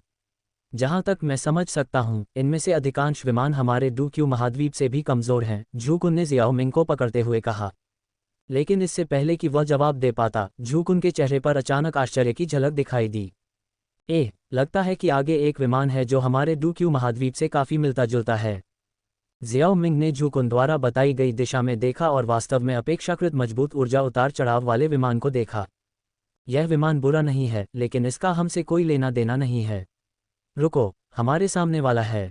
जब वे इस विमान के पास से गुजरे तो जियाओ मिंग ने अचानक एक विशाल चांदी की धार को अपनी ओर बहते हुए देखा। यह एक स्थानिक अशांति है। जल्दी से बचो। जियाओ जुबान की अभिव्यक्ति गंभीर हो गई। बहुत देर हो चुकी है। ये स्थानिक अशांति हमारे द्वारा पहले देखी गई किसी भी अशांति से कई गुना बड़ी है। उनके चिल्लाने के बीच समूह का नेतृत्व कर रहे जियाओ मिंग समय पर चकमा देने में असमर्थ थे और जाहिर तौर पर सीधे उसमें बह गए। जू कुन ने जल्दी से अपने असली रूप में वापस आ गए, अपने विशाल प्राचीन शून्य ड्रैगन शरीर का उपयोग करके जियाओ जुबान और पिल सम्राट को ढाल दिया। फिर वे भी विशाल चांदी की धार में समा गए। तियान जुबान महाद्वीप के पूर्वी जुबान क्षेत्र में दाओ संप्रदाय के स्काई हॉल के अंदर। स्काई हॉल की वर्तमान बड़ी वरिष्ठ बहन आगामी महान संप्रदाय प्रतियोगिता की तैयारी करते हुए एकांत कक्ष में लगन से साधना कर रही थी। ये प्रतियोगिता पूर्वी जुबान क्षेत्र में एक महत्वपूर्ण आयोजन था। हालांकि हाल के वर्षों में ये दाओ संप्रदाय के लिए कुछ हद तक बोझिल हो गया था। पूर्वी जुबान क्षेत्र में 8 सुपर संप्रदाय थे और युआन गेट 3 संप्रदाय नेताओं के नेतृत्व में, जो संसार चरण तक पहुंच चुके थे, उनमें से सबसे प्रमुख था। वह जिस दाओ संप्रदाय से संबंधित थी, वह इन 8 सुपर संप्रदायों में से एक था। इसे 4 हॉल में विभाजित किया गया था, जिसमें एक विशेष हॉल को उजाड़ हॉल के नाम से जाना जाता था। हर पीढ़ी में उजाड़ हॉल के शास्त्र को विरासत में पाने वाली युवा प्रतिभाओं में पूर्वी जुबान क्षेत्र की युवा पीढ़ी पर हावी होने की क्षमता थी। महान संप्रदाय प्रतियोगिता के पूरे इतिहास में दाओ संप्रदाय और युआन गेट के बीच लगातार संघर्ष और गहरी दुश्मनी रही है। हालांकि हाल के दिनों में किसी को भी तथाकथित उजाड़ हॉल के शास्त्र विरासत में नहीं मिले थे। इससे युआन गेट से टकराने पर दाओ संप्रदाय को नुकसान उठाना पड़ा, जिसके परिणामस्वरूप कई लोग हताहत हुए। अपने साधना सत्र को समाप्त करने के बाद स्काई हॉल की बड़ी वरिष्ठ बहन ने अपनी आंखें खोली और खड़ी होने ही वाली थी कि उन्होंने देखा कि उनके एकांत कक्ष में अचानक एक व्यक्ति के आकार की दरार खुल गई है। सफ़ेद वस्त्र पहने एक व्यक्ति चुपचाप दरार से बाहर निकल आया। स्थानिक अशांति वास्तव में खतरनाक है। छिप जाना बेहतर है, वरना मुझे नहीं पता कि मैं कहाँ पहुँच जाऊँगा, सफ़ेद वस्त्र पहने व्यक्ति ने बड़बड़ाते हुए कहा। मजबूत, ये पहला विचार था जो खाली जगह से उभरने में सक्षम किसी व्यक्ति को देखकर बड़ी वरिष्ठ बहन के मन में आया। अगले ही पल उसने अपना मुंह खोला और चिल्लाए, दुश्मन का हमला। उसकी तीखी आवाज़ पूरे कक्ष में गूंज उठी, लेकिन सफ़ेद वस्त्र पहने आदमी ने हिलने की जहमत नहीं उठाई। एक पल के बाद बड़ी वरिष्ठ बहन के चेहरे पर भाव बेहद बदसूरत हो गए। ये तथ्य कि न तो हॉलमास्टर और न ही संप्रदाय के नेता ने स्काई हॉल के ऐसे महत्वपूर्ण क्षेत्र में उसकी चेतावनी का जवाब दिया था, बहुत कुछ कहता है। युवती की चुप्पी को देखते हुए सफ़ेद वस्त्र पहने आदमी ने स्वीकृति में मुस्कुराया। ऐसा लगता है कि तुम मूर्ख नहीं हो। जब मैं इस विमान में घुसा था तब मैंने यहाँ की जगह को सील कर दिया था। अगर तुम चीखते भी हो तो भी कोई नहीं आएगा। सफ़ेद वस्त्र पहने हुए वह आदमी जियाओ मिंग था, जो स्थानिक अशांति में बह गया था। अशांति ने उसे नुकसान नहीं पहुंचाया, लेकिन बहुत दूर बह जाने से बचने के लिए उसने पास के एक विमान में घुसने का अवसर लिया। विमान में घुसना बड़ी वरिष्ठ बहन कुछ हद तक समझ नहीं पाए और उसने अपने चेहरे पर सतर्कता भरी नज़र से पूछा, तुम कौन हो और तुमने हमारे दाओ संप्रदाय में घुसपैठ क्यों की? क्या तुम युआन गेट से हो? मैं तुम्हें बता दूंगी, भले ही तुम मुझे बंधक बना लो, हमारा दाओ संप्रदाय 3 दिनों में महान संप्रदाय प्रतियोगिता में हार नहीं मानेगा। मुझे तुम्हें बंधक बनाने में कोई दिलचस्पी नहीं है। जियाओ मिंग ने ठहाका लगाया। उसने स्थानिक अशांति को अनावश्यक हताहतों से बचाने के लिए ही जगह को सील किया था। हालांकि उसने युवती के शब्दों से कुछ परिचित नामों को पहचाना। युआन गेट, दाओ संप्रदाय, क्या ये तियान जुबान महाद्वीप है? अध्याय 566, दाओ संप्रदाय पर विजय। यदि यह वास्तव में तियान जुबान महाद्वीप था, तो जियाओ मिंग, जिसने मूल रूप से केवल थोड़ा आराम करने की योजना बनाई थी, को अब जल्दी से भागने की कोई आवश्यकता नहीं थी। आखिरकार तियान जुबान महाद्वीप को आयाम ब्रून के रूप में जाना जाता था। उनकी गणना के आधार पर डू गॉड क्षेत्र और पूर्वज चरण लगभग महान हजार दुनिया में परिपूर्ण पृथ्वी संप्रभु क्षेत्र या अर्धस्वर्गीय संप्रभु के बराबर थे। अर्धस्वर्गीय संप्रभु से स्वर्गीय संप्रभु तक जाने का रास्ता बहुत लंबा था। कुछ अर्धस्वर्गीय संप्रभु अपना पूरा जीवन बिना उस तक पहुंचे बिता सकते हैं। यदि जियाओमिंग आयाम भ्रूण प्राप्त कर सकता है और आयाम मास्टर बन सकता है, तो वह महान हजार दुनिया में प्रवेश करने के तुरंत बाद आसानी से स्वर्गीय संप्रभु क्षेत्र में कदम रख पाएगा। इसके अलावा इस विमान में एक शैतान कबीले से भी खतरा था। जियाओमिंग भविष्य की घटनाओं की तैयारी में इस कबीले की ताकत का आकलन करना चाहता था और संयोग से इस विमान के प्राणियों को बचाना चाहता था। वह तथाकथित पैतृक प्रतीकों में भी बहुत रुचि रखता था, जो इस दुनिया में स्वर्ग और पृथ्वी के नियमों के संघनन द्वारा निर्मित शक्तिशाली दिव्य वस्तुएं थीं। इस व्यक्ति का सवाल वाकई अजीब है। अगर पूर्वी जुबान क्षेत्र तियान जुबान महाद्वीप का हिस्सा नहीं है, तो यह और कहाँ हो सकता है? क्या कोई और महाद्वीप हो सकता है? स्काई हॉल की बड़ी वरिष्ठ बहन के दिल में अचानक एक अजीब सी भावना पैदा हुई। उसने अपने सामने खड़े आदमी की बारीकी से जांच की। उसने देखा कि हालांकि उसके कपड़े परिष्कृत थे, लेकिन ये पूर्वी जुबान क्षेत्र की प्रचलित शैली से बिल्कुल मेल नहीं खाता था। जैसे जैसे उसने उसके चेहरे की विशेषताओं को और करीब से देखा, उसकी नज़रें धीरे धीरे बदल गईं, कुछ हद तक मोहित हो गई। इतना सुंदर आदमी कैसे हो सकता है? युवती, क्या तुमने काफ़ी कुछ देख लिया है? क्या अब तुम पुष्टि कर सकती हो कि क्या ये वास्तव में तियान जुबान महाद्वीप है? सफ़ेद लबादे वाले आदमी की आवाज़ ने उसे वास्तविकता में वापस ला दिया। उसे एहसास हुआ कि वह खुद ही घूर रही थी और उसके गाल गुलाबी रंग से लाल हो गए। मैं तुम्हें या ऐसा कुछ नहीं देख रहा था। तुम बहुत अजीब हो, है न? ये वास्तव में तियान जुबान महाद्वीप है। तुम कहाँ से आए हो? उसने अपने शुरुआती संदेह पर पुनर्विचार करते हुए पूछा। ऐसा नहीं लग रहा था कि उसके मन में कोई बुरी नीयत थी। मैं इस दुनिया से बाहर की दुनिया से आया हूँ, जियाओमिंग ने मुस्कुराते हुए जवाब दिया। बाहर की दुनिया? बड़ी बहन हैरान थी, उसे अपने दिल पर यकीन नहीं हो रहा था। तियान जुबान महाद्वीप पर साधना प्रणाली युआन शक्ति नामक प्राकृतिक ऊर्जा के एक रूप पर आधारित थी। इसे निम्नतम से उच्चतम तक 13 चरणों में विभाजित किया गया था। संयमित शरीर, सांसारिक युआन, स्वर्गीय युआन, युआन दान, पकड़ो, बनाओ और बदलो के 3 चरण, निर्वाण, गहन जीवन, गहन मृत्यु, संसार, पुनर्जन्म और पूर्वज। दाओ संप्रदाय के संसार चरण के साधक, संप्रदाय के नेता यंग जुवानजी, शायद दुनिया को पार नहीं कर सकते थे, है ना? क्या उसके सामने ये युवक इतना मजबूत हो सकता है? अगर तुम यह नहीं कहना चाहती हो तो ऐसा ही रहने दो। लेकिन अगर तुम सच में गलती से दाओ संप्रदाय में प्रवेश कर गई हो, तो मैं तुम्हें जल्द से जल्द वहां से चले जाने की सलाह देता हूँ। अन्यथा जब संप्रदाय के नेता और अन्य लोग तुम्हें खोज लेंगे तो तुम मुसीबत में पड़ जाओगे। तुम्हें प्रार्थना करनी चाहिए कि वे मुझे न खोज पाएं। जियाओमिंग ने उसके शब्दों पर अपना सिर हिलाया और जवाब न देने का फैसला किया। इसके बजाय उसने प्राचीन शैली की सजावट पर नजर डाली और पूछा, आप दाओ संप्रदाय में एक उच्च पद पर हैं, है न? मैं वांग जी हूँ, स्काई हॉल की बड़ी वरिष्ठ बहन। यह महसूस करते हुए कि अपनी पहचान छिपाने का कोई मतलब नहीं था, वांग जी ने गर्व के साथ जवाब दिया। स्काई हॉल की बड़ी वरिष्ठ बहन? वांग जी? क्या वह यंग जियाओशियाओ नहीं थी? ये वांग जी वही लग रही थी जिसे युआन गेट ने ग्रैंड सैक प्रतियोगिता के दौरान मार दिया था। जियाओमिंग ने अपने सामने खड़ी खूबसूरत युवती को देखा। उसे जल्दी से अपने दिमाग में साजिश याद आ गई और जल्द ही याद आ गया कि वह किसका सामना करने वाली थी। ठीक है, चूंकि तुम इस विमान में मिलने वाली पहली व्यक्ति हो, मुझे लगता है कि हमारा भाग्य तय है। मुझे तुम्हें एक मौका देना चाहिए और तुम्हारी जान बचानी चाहिए। अपने मन में यह विचार रखते हुए जियाओमिंग ने अपनी उंगली आगे बढ़ाई, एक बहुरंगी लौ जलाई और उसे सीधे उसके पेट के निचले हिस्से पर निशाना बनाया। वांग जी ने बचने की कोशिश की, लेकिन भारी दबाव के कारण वह स्थिर हो गया। जैसे ही वह चलने फिरने में सक्षम हुई, वह तुरंत ध्यान करने बैठ गई। उसने पाया कि उसके डेंटियन के भीतर एक बहुरंगी लौ प्रचंड रूप से जल रही थी, फिर भी इसने उसे नुकसान नहीं पहुंचाया। इसके अलावा उसने अपने पूरे शरीर में जीवन शक्ति का एक उछाल महसूस किया, जो उसे गहन जीवन चरण तक पहुंचने से बस एक कदम दूर ले आया। धन्यवाद सीनियर। वांग जी को एहसास हुआ कि उसे एक बड़ी किस्मत मिल गई है। उसने उत्साह से अपनी कृतज्ञता व्यक्त करने के लिए अपनी आंखें खोलीं, लेकिन पाया कि कक्ष खाली था। उसके होठों पर मुस्कान जम गई और उसके दिल में उत्साह बेवजह कम हो गया। दाओ संप्रदाय में संप्रदाय के नेता के निवास पर एक युवा यंग जियाओशियाओ अपनी छोटी बहन यंग हुआन के साथ आंगन में खेल रही थी। अचानक उनके सिर के ऊपर सूरज की रोशनी में एक अवरोध हुआ। यंग जियाओशियाओ ने ऊपर देखा और जब उसने देखा तो उसकी आवाज़ तुरंत आंगन में गूंज उठी। पिताजी! स्काई हॉल की बड़ी सीनियर सिस्टर के विपरीत, जिसकी पुकार किसी ने नहीं सुनी, यंग शियाओशियाओ की चीख ने तुरंत ध्यान आकर्षित किया। उसी क्षण उसकी आवाज़ गूंजी, दोनों लड़कियों के पीछे की जगह मुड़ गई। फिर ग्रे सफ़ेद वस्त्र पहने एक आदमी उसमें से बाहर निकला।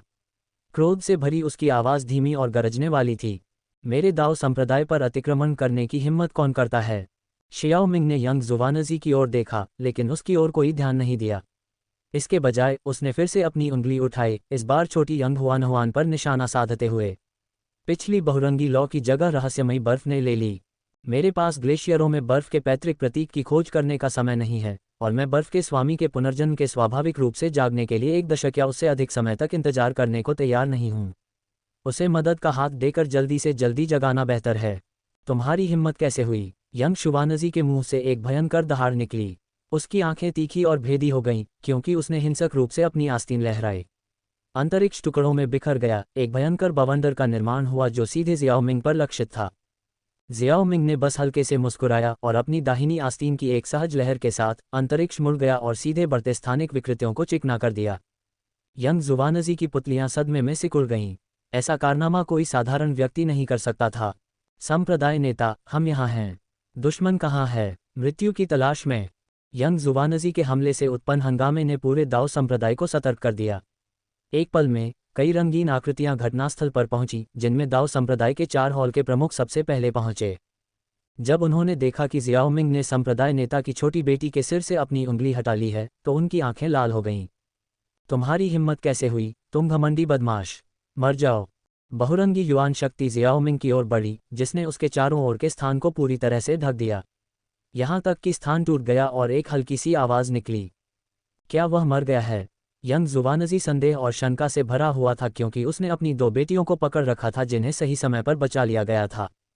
बिल्कुल नहीं, एक शांत, मुस्कुराती हुई आवाज़ मुड़ी हुई जगह से निकली। एक आकृति धीरे धीरे युआन पावर तूफान के केंद्र से बाहर निकली और हवा में उठी। उसके चारों ओर कोई युआन पावर उतार चढ़ाव नहीं था, लेकिन उसने जो अदृश्य दबाव डाला वह हवा को ठोस बना रहा था। जब वह प्रकट हुआ तो आकाश और पृथ्वी अंधकार में हो गए। एक अदृश्य लहर फैल गई और सभी को घुटने टेकने पर मजबूर कर दिया। अपराध के लिए क्षमा करें सभी, लेकिन आज मैं दाओ संप्रदाय का प्रभारी हूँ। इस समय पूरा दाओ संप्रदाय लगभग पूरी तरह से मौन हो गया। चाहे वे संप्रदाय में कहीं भी हों, सभी के चेहरे पर भय भरा हुआ था। आकाश में आकृति को देखते हुए उनकी आंखों में भारी सदमे और विस्मय की भावना थी। इतनी भयानक आभा, कम से कम एक प्रथम आपदा पुनर्जन्म चरण अभ्यासी। दमनकारी चुप्पी लंबे समय तक बनी रही, फिर कुछ दबी हुई, कांपती आवाज़ों ने आखिरकार उसे तोड़ा। किसी ने भी यह अनुमान नहीं लगाया था कि पूरे महाद्वीप के शिखर पर कोई व्यक्ति वास्तव में उनके दाओ संप्रदाय पर हमला करेगा। अध्याय 567, महान विनाश पर टिका। दाओ संप्रदाय, केंद्रीय पर्वत शिखर। पहाड़ की चोटी पर विशाल चौका अनगिनत दाओ संप्रदाय के शिष्यों से भरा हुआ था, जो जमीन पर घुटने टेक रहे थे। उनके घुटने कमजोर थे और आंखें भय और विस्मय से भरी हुई थीं, क्योंकि वे ऊपर आसमान को घूर रहे थे। वहां जियाओ मिंग हवा में लटका हुआ था। उसके शरीर से एक शक्तिशाली ऊर्जा उतार चढ़ाव निकल रहा था। यह एक बढ़ती हुई ज्वार की लहर की तरह था जिसने पूरे दाओ संप्रदाय को घेर लिया। वरिष्ठ, यह एक गलतफहमी थी। हमारा दाओ संप्रदाय दूसरों के साथ संघर्ष नहीं चाहता है। यदि पहले कोई गलतफहमी थी तो कृपया उसे मेरी ओर निर्देशित करें। दाओ संप्रदाय के नेता यंग जुवानजी कांपती हुई आवाज़ में बोले। उनका रंग मौत की तरह पीला था। उनकी बाहों में यंग हुआन का शरीर एक ठंडी कीवी उत्सर्जित कर रहा था, और ऐसा लग रहा था कि उसकी सांसें रुक गई हैं। इसके बावजूद आकाश में आकृति की भव्य आभा ने यंग जुवानजी को यह स्पष्ट कर दिया कि भले ही वे पूरे संप्रदाय की शक्ति जुटा लें, लेकिन जीत की थोड़ी सी भी संभावना नहीं थी। संप्रदाय के 100,000 से ज्यादा सदस्यों की जान की खातिर, अत्यधिक क्रोध और आक्रोश के बावजूद, उसके पास अपने अभिमान को निगलने और हार मानने के अलावा कोई विकल्प नहीं था। संप्रदाय नेता, ये दृश्य देखकर 4 हॉल मास्टर्स की आंखों में आंसू आ गए। जियाओ मिंग आसानी से यंग जुवानजी के विचारों को समझ सकता था और जानता था कि उसने गलत समझा है। हालांकि उसे समझाने में समय बर्बाद करने का कोई इरादा नहीं था। यंग जुवानजी जल्द ही उसके आने का उद्देश्य समझ जाएगा। उत्तर पश्चिम की ओर दाओ संप्रदाय के उजाड़ हॉल की ओर अपनी नज़र घुमाते हुए उसने इसकी गहराई में एक असाधारण रूप से विशाल उजाड़ पहाड़ देखा। पहाड़ का रंग मुरझाया हुआ पीला था, जिसके शिखर पर कोई हरियाली नहीं थी। दूर से यह एक उजाड़ आभा से भरी बंजर भूमि जैसा लग रहा था। ग्रेट डेसोलेशन टैबलेट में एक राजा रैंकिमो है। चलो कुछ शोध के लिए इसे कैप्चर करते हैं। गड़गड़ाहट। उसके शब्दों के गिरने पर हवा में गड़गड़ाहट की आवाज़ भर गई, जिसके बाद पहाड़ से एक विशाल प्राचीन टैबलेट टूटकर बाहर आ गई। यह विशाल टैबलेट पहाड़ की चोटी पर एक पहाड़ की तरह थी। इसकी ऊंची और राजसी शैली इसे प्राचीन काल की एक दिव्य कलाकृति की तरह बनाती थी। महान विनाश की पट्टिका सामने आ गई है। क्या यही उसका उद्देश्य है? दाओ संप्रदाय के सदस्यों ने अपने चेहरे पर एक गंभीर भाव के साथ उस पट्टिका को देखा। उजाड़ हॉल की विरासत का खजाना, ग्रेट डेसोलेशन टैबलेट, दाओ संप्रदाय की सबसे गहरी नींव का प्रतिनिधित्व करता था। इसमें पूर्वी जुबान क्षेत्र का नंबर 1 शास्त्र, ग्रेट डेसोलेशन शास्त्र था। वस्तुतः हर वह साधक जिसने ग्रेट डेसोलेशन शास्त्र को समझा था, पूर्वी जुबान क्षेत्र में एक प्रसिद्ध व्यक्ति बन गया था। ग्रेट डेसोलेशन शास्त्र को समझने वाला सबसे हालिया व्यक्ति जो टोंग था, जिसने 100 साल पहले युआन गेट पर हमला करके पूर्वी जुबान क्षेत्र में अपना नाम बनाया था। जैसे ही पहाड़ टूटा, 300 मीटर ऊंची पट्टिका अब शिखर पर खड़ी थी। इसका प्राचीन पीला रंग सदियों के अवसादन से विकसित हुआ था। पत्थर की पट्टिका से एक असामान्य और प्राचीन लहर निकली, जिसने क्षेत्र को एक उजाड़ आभा में ढंक दिया। आकाश एक पीले रंग का रंग लेता हुआ दिखाई दिया और कई लोगों को ऐसा लगा जैसे उन्हें ले जाया गया हो एक प्राचीन भूमि पर। इस दृश्य को देखकर सभी के चेहरे पर गंभीरता छा गई। महान वीरानी पट्टिका एक प्राचीन दिव्य वस्तु थी जिसे दाओ संप्रदाय के पूर्वजों ने खोजा था। ये ठीक इसी पट्टिका के कारण था कि दाओ संप्रदाय इस स्थान पर स्थापित हुआ था। फिर भी वर्षों से दाओ संप्रदाय इस प्राचीन पट्टिका को कभी भी सफलतापूर्वक नियंत्रित नहीं कर पाया था। इसे जगाने के हर प्रयास में बहुत अधिक ऊर्जा की आवश्यकता होती थी। आज की स्थिति में किसी व्यक्ति द्वारा जबरन पट्टिका को बुलाना पहले कभी नहीं हुआ था। न ही कोई ऐसा व्यक्ति था जो इसे प्राप्त करने में सक्षम था। विशाल पट्टिका की विशाल सतह पर समय के प्रभाव ने इसे कुछ हद तक पीला कर दिया था। सतह चिकनी नहीं थी, बल्कि गड्ढों और धक्कों से भरी हुई थी और इसकी सतह पर कीड़े की तरह कुछ छोटी दरारें फैली हुई थीं। हालांकि ये पट्टिका की समग्र अखंडता के लिए मामूली मुद्दे लग रहे थे। पट्टिका की खुरदरी सतह पर छोटे छोटे काले बिंदु बिखरे हुए थे जो नग्न आंखों से लगभग अदृश्य थे। इन काले बिंदुओं की संख्या कम नहीं थी, लेकिन टैबलेट के विशाल आकार और समय के साथ क्षरण के कारण इन बिंदुओं की उपस्थिति असाधारण नहीं लगती थी। फिर भी करीब से निरीक्षण करने पर कोई भी देख सकता था कि इन काले बिंदुओं से एक अजीब और बेहद बर्फीले उतार चढ़ाव का उत्सर्जन होता था, जिसमें जीवन शक्ति का कोई निशान नहीं था। यह एक रहस्यमयी दुष्ट प्रभाव लेकर आया जो दुनिया से असंख्य जीवों को मिटा सकता था। ये राजा रैंकिमो के उतार चढ़ाव थे जो टैबलेट के नीचे दबे हुए व्यक्ति से उत्पन्न हुए थे। गड़गड़ाहट। अचानक आकाश में ऊपर का स्थान बिखर गया और एक विशाल हाथ नीचे उतरा जो महान विनाश टैबलेट को जब्त करने के इरादे से था। यंग जुवानजी ने जियाओमिंग के कदम को उनकी पवित्र वस्तु पर हाथ रखने के प्रयास के रूप में देखा। वह बोलना चाहता था, लेकिन उस पल उसे बात करना भी मुश्किल लग रहा था। हाथ के प्रकट होने के साथ ही जो अत्यधिक दबाव था, उसके कारण सभी को इस समय और भी अधिक तीव्र दमनकारी बल महसूस हुआ, जिससे उनकी सांस फूलने लगी। बज़। ग्रेट डेसोलेशन टैबलेट अचानक हिंसक रूप से कांपने लगा। टैबलेट के शरीर से धुंधली पीली रोशनी की किरणें निकलने लगीं, जो अंततः प्रकाश के एक स्तंभ में बदल गईं, जो आकाश में चली गईं।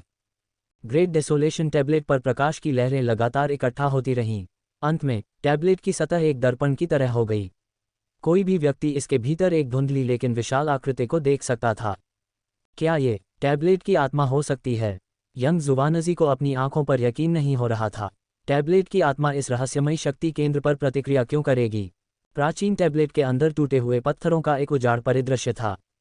इस उदास विस्तार के भीतर एक पीले पत्थर की टैबलेट खड़ी थी, जिसकी ऊंचाई लगभग 3 मीटर थी। ये ग्रेट डेसोलेशन टैबलेट के समान ही था, सिवाय इसके कि इस विशेष टैबलेट की सतह पर कुछ प्राचीन प्रतीक देखे जा सकते थे। टैबलेट के सबसे निचले हिस्से में काली, छायादार रेखाओं की नसें उभरी हुई थीं। ये रेखाएं किसी राक्षस की फीलर की तरह लग रही थीं, बर्फ की तरह ठंडी और दुष्ट, जो किसी वायरस की तरह टैबलेट पर फैलते हुए धीरे धीरे हिल रही थीं। इन अजीब काली रेखाओं से निकलने वाले उतार चढ़ाव छोटे काले बिंदुओं के समान थे। भनभनाहट। उस क्षण टैबलेट की सतह पर हल्की लहरें दिखाई दी और कुछ ही देर बाद उसमें से एक धुंधली आकृति उभरी। उसकी निगाह बाहरी दुनिया को चीरती हुई एक कर्कश आवाज के रूप में प्रतीत हुई, जो इतनी प्राचीन थी कि ऐसा लग रहा था कि किसी के दिल पर आक्रमण कर रही थी। पूर्वज मंच। इस दुनिया में एक बार फिर से ऐसा शक्तिशाली केंद्र मौजूद है। जैसे ही उसने बात की, टैबलेट की सतह पर काली रेखाएं चुपचाप हिलने लगीं, ऐसा लग रहा था जैसे उनमें कुछ बुद्धिमत्ता है। भनभनाहट। भनभनाहट। पत्थर की गोली अचानक हिंसक रूप से कांप उठी। नीचे की काली रेखाएं इस क्षण पुनर्जीवित हो गई थीं। अनगिनत काली रेखाएं उठीं और पागलों की तरह पत्थर की गोली की ओर चढ़ गईं। जब काली रेखाएं चढ़ रही थीं, तो उनसे फीकी काली क्यूई की लहरें बिखर गईं। काली क्यूई जहां भी गुजरी, वहां एक दुष्ट और भावनाहीन लहर भी फैल गई, जो उस क्षेत्र को और भी नष्ट करने का प्रयास कर रही थी। हम्फ। इस अचानक परिवर्तन के कारण पत्थर की पट्टिका से एक धीमी और ठंडी खर्राटे की आवाज़ निकली। कई प्राचीन पीली रोशनियां नीचे की ओर बढ़ने लगीं, जिससे पट्टिका हिल गई। एक अवर्णनीय शक्ति फैल गई और एक बार फिर हिंसक रूप से उन काली रेखाओं को दबा दिया जो ऊपर की ओर नष्ट होने का प्रयास कर रही थीं। के एक कान फाड़ देने वाली हंसी गूंजी, जो अवर्णनीय दुष्टता और ठंड से भरी हुई थी। के महान विनाश पट्टिका, इतने सालों के बाद भी तुमने हार नहीं मानी है। एक बार फिर तुम इस लड़के पर अपनी उम्मीदें लगा रहे हो। ऐसी इच्छाधारी सोच। पूर्वज मंच। तुम्हें लगता है कि हर कोई तुम्हारे गुरु, प्रतीक पूर्वज जैसा है। हालांकि तुम्हारे गुरु जितना शक्तिशाली व्यक्ति भी अंत में गिर गया। इस दुनिया में हमें और कौन रोक सकता है। अध्याय 568, एक सच्चे राजा का दमन। तो चलिए बस इंतजार करते हैं और देखते हैं। जब उस आत्मा ने ये शब्द सुने तो उसकी प्राचीन आवाज़ में कोई बदलाव नहीं आया। वह बस थोड़ा मुस्कुराए और एक बार फिर पत्थर की गोली पर चमक बढ़ने लगी और फैली हुई काली रेखाओं को वापस जमीन में दबा दिया। हालांकि काली रेखाएं अचानक फट गईं और काले कोहरे के बादल में बदल गईं। इस कोहरे के भीतर अनगिनत विशाल काले सांप कुंडली मारे हुए थे। उनकी दुष्ट आंखों से एक दुष्ट राक्षसी क्यों निकल रही थी जब वे महान विनाश की गोली को देख रहे थे। रुको और देखो, तुम मूर्ख हो सकते हो, लेकिन ये राजा मूर्ख नहीं है। मैं इधर उधर नहीं घूमूंगा। हालांकि यिमो राजा इस दुनिया के लोगों को नीची नज़र से देखता था, लेकिन वह बता सकता था कि बाहर आने वाला नवागंतुक कोई साधारण व्यक्ति नहीं था। उसे खुद को खतरे में डालने का कोई कारण नहीं दिख रहा था। भले ही इसका मतलब उस महान विनाश की गोली को छोड़ना हो जिसे वह हजारों सालों से नष्ट कर रहा था और जिसे वह प्राप्त करने वाला था, यह एक ऐसी कीमत थी जिसे वह चुकाने को तैयार था। इसके तुरंत बाद अनगिनत विशाल सांप सभी दिशाओं में बिखर गए और बाहरी दुनिया की ओर भागने लगे। तुम्हें लगता है कि तुम बच सकते हो? गोली आत्मा ने उपहास किया, लेकिन भागते हुए यिमो राजा को रोकने के लिए हस्तक्षेप नहीं किया। यिमो राजा ने जल्दी से भागने की कोशिश में उसे रोकने के लिए अपनी अधिकांश शक्ति का बलिदान कर दिया था। हालांकि गोली आत्मा को कार्य करने की कोई आवश्यकता नहीं थी। आकाश की ओर देखते हुए गोली आत्मा ने देखा कि विशाल हाथ तेजी से बिखरते हुए विशाल सांपों की ओर बढ़ रहा है। एक अकथनीय बल के तहत वे विशाल सांप अनजाने में एक एकल काले रंग की आकृति में परिवर्तित हो गए। काली आकृति ने अपना सिर उठाया, जिससे अत्यधिक द्वेष से भरी लाल आंखों की एक जोड़ी दिखाई दी, जैसे कि उनके भीतर अंतहीन क्रोध उमड़ रहा हो। वे राक्षसी आंखें थोड़ी सिकुड़ती हुई दिखाई दी जब उसने कहा, तुम कौन हो? उन मामलों में दखल न दो जो तुम्हारे लिए चिंता का विषय नहीं है। अगर तुम मुझे जाने दो तो बेहतर होगा, अन्यथा मेरी यिमो जनजाति तुम्हें नहीं छोड़ेगी। एक सच्चा राजा जो 2 पुनर्जन्म के कष्टों से गुजरा है, इस सम्राट के सामने अहंकारी होने की हिम्मत कैसे कर सकता है? बिना किसी हिचकिचाहट के विशाल हाथ ने घनीभूत काली आकृति को पकड़ने के लिए हाथ बढ़ाया। राक्षसी क्यूई में लिपटी काली आकृति ने यह सुना और एक तीखी, ठंडी और दुष्ट हंसी निकाली। अज्ञानी प्राणी, जब ये राजा अपनी शक्ति के शिखर पर था तब तुम पैदा भी नहीं हुए थे, और अब तुम इस राजा के सामने अहंकारी होने की हिम्मत कर रहे हो। तुम्हें पता होना चाहिए कि यह राजा इस स्थान के एक हिस्से को भी नियंत्रित कर सकता है। काले रंग की आकृति की आंखों में काली रोशनी की एक झिलमिलाहट दिखाई दी। फिर एक ज्वार की लहर की तरह राक्षसी क्यूई की एक जबरदस्त लहर ने उसके पैर की भयंकर ठोकर के साथ आसपास के स्थान को भर दिया। एक अज्ञानी चीज जो मरना नहीं जानती। टैबलेट आत्मा ने दृश्य को देखते हुए अंदर ही अंदर हंसी उड़ाई, जिसके बाद उसने यिमो राजा की ताकत पर लगाम हटा दी। अगर यिमो दर्दनाक मौत चाहता था तो टैबलेट आत्मा उसे पूरा करने के लिए तैयार थी। ये राक्षसी क्यूई को नष्ट करने और उसके सार को नष्ट करने का भी काम करेगा। टैबलेट पर राक्षसी क्यूई का स्रोत फट गया। इसने पहले से ही भारी राक्षसी क्यूई को और बढ़ा दिया। इसके तुरंत बाद राक्षसी क्यूई एक विशाल राक्षसी पंजे में तब्दील हो गई, जो अंतरिक्ष को चीरती हुई ऊपर के विशाल हाथ की ओर हिंसक रूप से वार करती हुई चली गई। धमाका! एक जोरदार विस्फोट हुआ जब विशाल हाथ ने अनगिनत बहुरंगी लपटें फैलाईं जो पूरे क्षेत्र में फैल गईं। उन्होंने आसानी से राक्षसी पंजे को धुंधले धुंध में बदल दिया और फैलती हुई राक्षसी क्यूई को बुझा दिया। फिर हाथ ने बिजली की गति से काली आकृति को घेर लिया। लानत है! तुम कौन हो जो इस राजा की ताकत को इस तरह से सील कर सकते हो? जैसे ही विशाल हाथ ने उसे ऊपर उठाया, यिमो राजा आग की लपटों में घिर गया। एक भयंकर दर्द से तड़प रहा था, जिससे उसे ऐसा लग रहा था जैसे उसकी आत्मा ही जल रही हो। वह अविश्वास और क्रोध में दहाड़ने लगा। उसकी राक्षसी क्यूई बेतहाशा बढ़ गई, लेकिन दुर्भाग्य से उसके लिए ये बहुत कम काम की थी। हा, तुम्हें पता नहीं है कि तुम किससे मुकाबला कर रहे हो। टैबलेट आत्मा ने यिमो राजा की प्रतिक्रिया को ठीक वैसा ही देखा जैसा उसने उम्मीद की थी और दिल खोलकर हंस पड़ी। बूम! इस पल विशाल हाथ फट गया, जिससे विशाल राक्षसी क्यूई तेजी से खत्म हो गई। इसके साथ ही एक तीखी, हताश चीख गूंजी। विस्फोट के केंद्र से अंतरिक्ष में एक अवर्णनीय शॉकवेव बह गई, जिसने क्षेत्र में सभी शेष राक्षसी क्यूई को खत्म कर दिया। शॉकवेव के केंद्र में एक चमकती हुई वस्तु थी, एक हथेली के आकार का त्रिकोणीय क्रिस्टल। हालांकि उस क्रिस्टल के भीतर राक्षसी क्यूई का एक द्रव्यमान उलझा हुआ था, जो एक ड्रैगन की आंख के आकार का एक काला मनका बना रहा था। साथ ही पहले बंजर लाल स्थान में एक बदलाव हो रहा था। हरे भरे हरियाली फैलने लगी, जिससे पूरे क्षेत्र में जीवन शक्ति का एक हल्का सा एहसास हुआ। इस परिवर्तित भूमि के केंद्र में महान विनाश की गोली में व्याप्त दुष्ट कालापन आश्चर्यजनक दर से फीका पड़ने लगा। इसकी जगह उजाड़ और पुरातनता की आभा थी। महान विनाश की गोली के भीतर एक चमक एक बुजुर्ग आकृति बनाने के लिए एकत्र हुई। सफ़ेद बालों और एक विनम्र मुस्कान वाले बूढ़े व्यक्ति ने आकाश की ओर झुकते हुए कहा, सम्माननीय महोदय, आपकी सहायता के लिए धन्यवाद। मैं आपके साथ चलना चाहता हूँ। कोई जवाब नहीं था। इसके बजाय काला मनका अचानक अंतरिक्ष से बाहरी दुनिया की ओर उड़ गया। ये देखकर गोली की आत्मा चिंतित हो गई।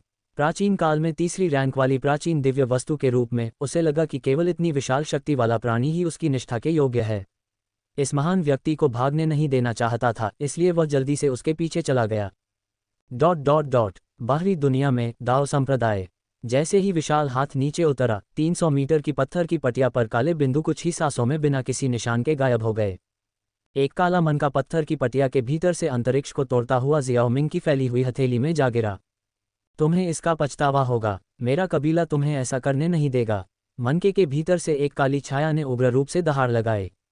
आखिरी व्यक्ति जिसने मुझे इस तरह से धमकी दी थी, उसका कबीला खत्म हो गया। मुझे संदेह है कि तुम्हारे यमो कबीले का भी यही हश्र होगा। जियाओमिंग ने हल्के से मुस्कुराते हुए मनके को अपने हाथ के एक झटके से सील कर दिया। जैसे ही जियाओमिंग ने अपना हाथ वापस खींचा, दाओ संप्रदाय पर हावी हो चुकी दमनकारी आभा धीरे धीरे खत्म हो गई, जिससे यंग जुवानजी और अन्य लोग एक बार फिर आज़ादी से घूमने लगे।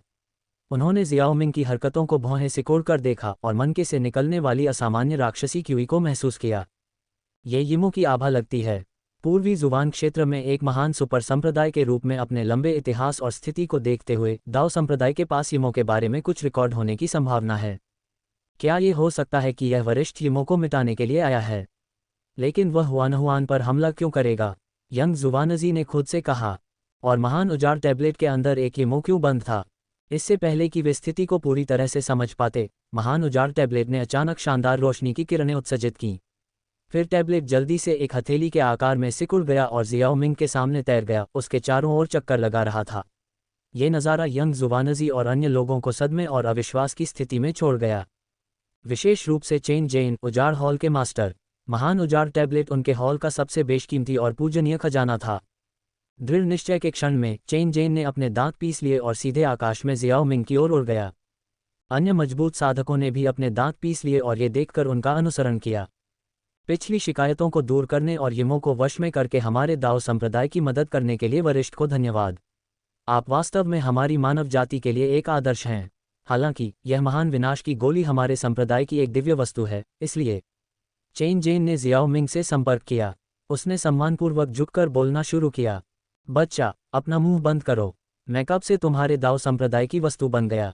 जियाओमिंग के जवाब देने से पहले महान विनाश की गोली की आत्मा, जो जियाओमिंग को इसे स्वीकार करने के लिए मनाने की कोशिश कर रही थी, चिंतित हो गई। बुजुर्ग आकृति तुरंत गोली से बाहर आ गई। इसके निर्माण के बाद से इसने केवल एक गुरु, प्रतीक पूर्वज को स्वीकार किया था। किसी और को कभी इसकी मान्यता नहीं मिली थी।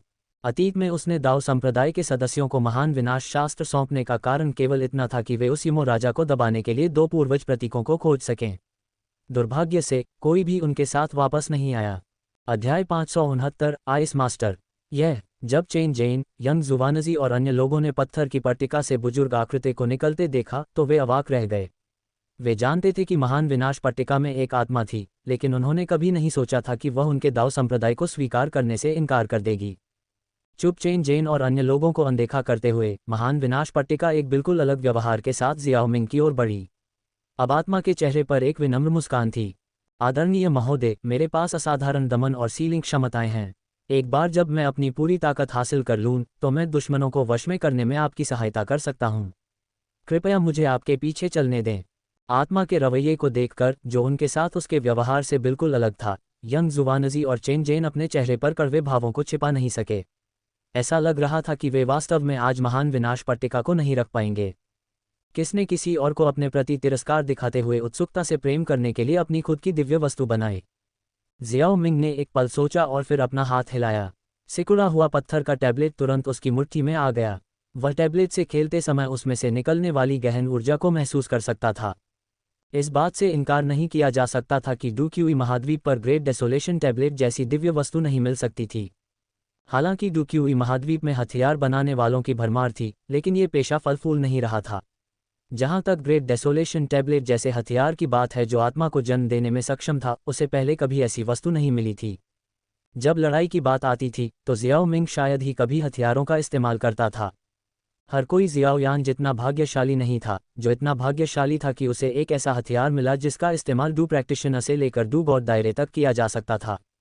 ठीक इसी कारण से कि उसके पास कोई उपयुक्त हथियार नहीं था, जियाओ मिंग ने तलवार का इस्तेमाल केवल तभी किया था जब उसकी ताकत अपेक्षाकृत कम थी। एक बार जब उसकी ताकत बढ़ गई तो उसने हथियारों का इस्तेमाल करना पूरी तरह से बंद कर दिया। कुछ देर तक टैबलेट के साथ खेलने के बाद जियाओ मिंग अचानक मुस्कुराया और कहा, तुम मेरा अनुसरण करना चाहते हो क्योंकि तुम चाहते हो कि मैं तुम्हें पोषित और परिष्कृत करूं, है न? ग्रेट डेसोलेशन टैबलेट जैसी प्राचीन दिव्य वस्तु आखिरकार एक सच्चा जीवित प्राणी नहीं थी। इसकी सबसे मजबूत शक्ति केवल इसके स्वामी के हाथों में ही प्रकट हो सकती थी। इसके अलावा एक शक्तिशाली स्वामी के साथ इसे बेहतर तरीके से पोषित किया जा सकता था और प्रगति करने में मदद की जा सकती थी। ग्रेट डेसोलेशन टैबलेट कई सालों से यिमो को दबा रहा था और सील कर रहा था। ये बुरी तरह क्षतिग्रस्त हो गया था। हालांकि अगर इसे जियाओ मिंग द्वारा पोषित और परिष्कृत किया जा सकता है तो ये जल्दी से ठीक हो जाएगा और आगे भी प्रगति कर सकता है। यही कारण था कि ग्रेट डेसोलेशन टैबलेट खुद को उसके सामने पेश करने के लिए इतना उत्सुक था। सर की एक समझदार नज़र है, टैबलेट की आत्मा ने झुककर जवाब दिया।